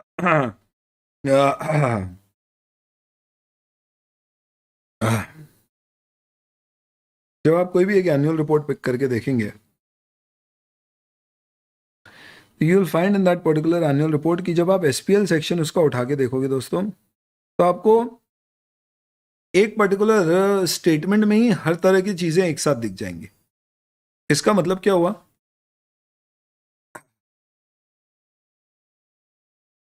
देखिए ये आपके सामने रिलायंस इंडस्ट्रीज का as per India statement of profit and loss 31 March 2022 का, पुरानी है ये, ठीक है, कारण है इसलिए बता रहा हूं। ये statement of profit and loss में पहले आ गया आपका कौन सा वाला section, profit for the year. इसे अपन पीओरएल सेक्शन कह सकते हैं क्लासरूम डिस्कशन के लिए, अलग से ऐसी कोई हेडिंग नहीं देना होती है। ये सब SPL statement of profit and loss का पार्ट है। ये प्रॉफिट फॉर द ईयर आ गया। अब आप देखो मजे की बात क्या है, नीचे अदर कॉम्प्रिहेंसिव, इसमें इन्होंने आप देखेंगे तो 1979, this is all in crores, तो कुछ 1900 करोड़ चिल्लर का इनका लॉस है, ये यहां दिखा है। इसमें क्या होता था, ये चीजें सीधे रिजर्व्स एंड सरप्लस के वर्किंग नोट में दिखती थी, तो यूजर को स्टेटमेंट ऑफ पी&एल के फेस पे नहीं दिखता था कि यार क्या हुआ है, वो सिर्फ इतना देख के आगे बढ़ जाता था। और अब उसे दिखेगा कि अच्छा ये प्रॉफिट है, पर इसके अलावा भी कुछ गेन लॉस है जो पीओरएल में नहीं गए, बट ऐसा कुछ भी हुआ है। फिर वो इसको भी ड्रिल डाउन कर सकता है कि यार ये क्या चीज़ है, 2700 करोड़ का काय का लॉस है, चलो ये भी देखते हैं, ये 241 करोड़ का क्या गेन है, तो सब चीज़ फेस पे दिखेगी, तो बेहतर प्रेजेंटेशन है। ऑब्वियस सी बात है दोस्तों कि ये वाला प्रॉफिट भी अल्टीमेटली तो आपके रिजर्व्स एंड सरप्लस में ऐड होगा पीओरएल में। सिमिलरली ये 197 का लॉस है या प्रॉफिट होता तो ये भी आपके रिजर्व्स एंड सरप्लस में जाएगा अलग अलग नाम से। बट मजे की बात ये है कि यहाँ पे देखने से आपके फेस पे ये चीजें देख, तो इसका मतलब ये हो गया कि आपके स्कूल का रिपोर्ट कार्ड आ रहा है, या ये चल लीजिए आईसीआई आपको क्या कर रहा है, आपकी मार्कशीट दे रहा है, उसमें आपके 4 या 8 पेपर के मार्क्स दे रहा है, लेकिन उसके अंतर्गत आपका आईटी ट्रेनिंग या इन सब के टेस्ट में क्या मार्क्स आए क्या है वो वहां नहीं दिख रहा है। इसी की बजाय अगर इंस्टीट्यूट एक ऐसा रिपोर्ट कार्ड बना दे जिसमें आपके सारे पेपर्स के मार्क्स प्लस आपका परफॉर्मेंस, आपके प्रिंसिपल ने आपको क्या रेटिंग दी आईटी में, जीएमसीए स्किल्स में आपकी क्या रेटिंग आपको मिली, अगर वहां पे वो रेटिंग ग्रेडिंग सिस्टम देता है, ऐड करता है, वो सब अगर रिपोर्ट कार्ड पे ही दिखने लग जाए तो यूजर को क्या होगा, एक ही जगह पे सारी चीजें दिखेगी। इस लॉजिक से यहाँ पे ये कंसेप्ट चलता है। इस कारण से यहाँ पे हमारे लिए अकाउंटिंग थोड़ी सी ट्रिकी हो जाएगी। क्यों? क्योंकि अभी तक हमें सिर्फ ये पढ़ना होता था कि प्रॉफिट और लॉस बुक करना है या नहीं, लेकिन अब आपको ये भी समझना पड़ेगा कि प्रॉफिट और लॉस अगर बुक करना है तो उसे कहाँ बुक करना है। क्या उसे सीधे रिजर्व्स में ले जाना है? जैसे कि अगर कोई कंपनी एक्वायर करते और उसमें आप 100 करोड़ रुपए देके 120 करोड़ की एसेट खरीदते हो, 100 करोड़ देके 120 करोड़ की एसेट, तो 20 करोड़ सीधे अपन कैपिटल रिजर्व में ले जाते हैं, यानी वो सीधे रिजर्व में जा रहा है। वहीं एसेट को रिवैल्यू करेंगे तो यहाँ पे अदर कॉम्प्रिहेंसिव इनकम में आएगा, वहीं एसेट सेल करके प्रॉफिट कमाओगे तो वो पीएल में जाएगा। तो आप समझ रहे हो इंडेस को मैं कैसे इंट्रोड्यूस कर रहा हूँ आपके सामने। I am just trying to open up your eyes to make you understand कि इंडेस में क्या होगा। हर इंडेस में अपने प्रिंसिपल्स अलग होंगे, कहीं सब्सटेंस की अकाउंटिंग डिफरेंट होगी, कहीं पर फेयर वैल्यू यूज होगी तो कहीं कॉस्ट यूज होगी, और कहीं पर फेयर वैल्यू का जो गेन लॉस है पीआरएल सेक्शन में जाएगा तो कहीं वो ओसीआई सेक्शन में। अब ऐसी बात है, आप बोलोगे सर ओसीआई में गया और बाद में फिर अपन ने बेचा तो प्रॉफिट रियलाइज हो गया तो क्या होगा। ये सब अकाउंटिंग अपने को आगे डिस्कस करना पड़ेगी। इनफैक्ट इसी को रेट्रोस्पेक्टिव रीस्टेटमेंट और रिक्लासिफिकेशन कहा जाता है। ये क्या है, this is something which will take after the break. What we'll do is simple, अपना लॉजिक रहेगा। We'll have the class in 2 parts, 1 hour 30 to 40 minutes के आसपास पहला क्लास का पार्ट होगा, फिर ब्रेक लेंगे, फिर उसके बाद अच्छा होगा पार्ट के। आज का हमारा जो ऑब्जेक्टिव है वो बेसिकली आपको एक छोटा सा इंट्रोडक्शन के साथ साथ ये बेसिक टर्मिनोलॉजी चीज़ें आपको समझाने की है कि इंडेस में क्या होता है, ताकि आप थोड़ा सा इंडेस वाले मोड पर आ सके और ये जो टर्मिनोलॉजी आगे आएगी इसको अप्रिशिएट कर सके। ये हमारा एक इंट्रोडक्टरी लेक्चर हो जाएगा। फिर एक्चुअल में कल से हम क्या करेंगे, टॉपिक स्टार्ट करेंगे शेड्यूल 3 एंड अदर स्टफ। तो आज अपना सिर्फ बेस बिल्डिंग है, आप यू कह लो लेक्चर 0 जैसा इंट्रोडक्टरी फॉर्मेट। एक्चुअल में अपने टॉपिक्स कल से शुरू होंगे, पर ये मत सोचना कि आज का टॉपिक अपने लिए इंपॉर्टेंट नहीं है। इनफैक्ट ये जो टॉपिक है ये आपका बेस बनाएगा, जिससे आगे के टॉपिक्स आप आसानी से रिलेट कर पाओगे, नहीं तो आपके लिए चीज़ें एकदम नई नई सी हो जाएंगी। चलिए, अभी तक जो अपन ने डिस्कस किया इसमें कोई डाउट है तो पूछ लो।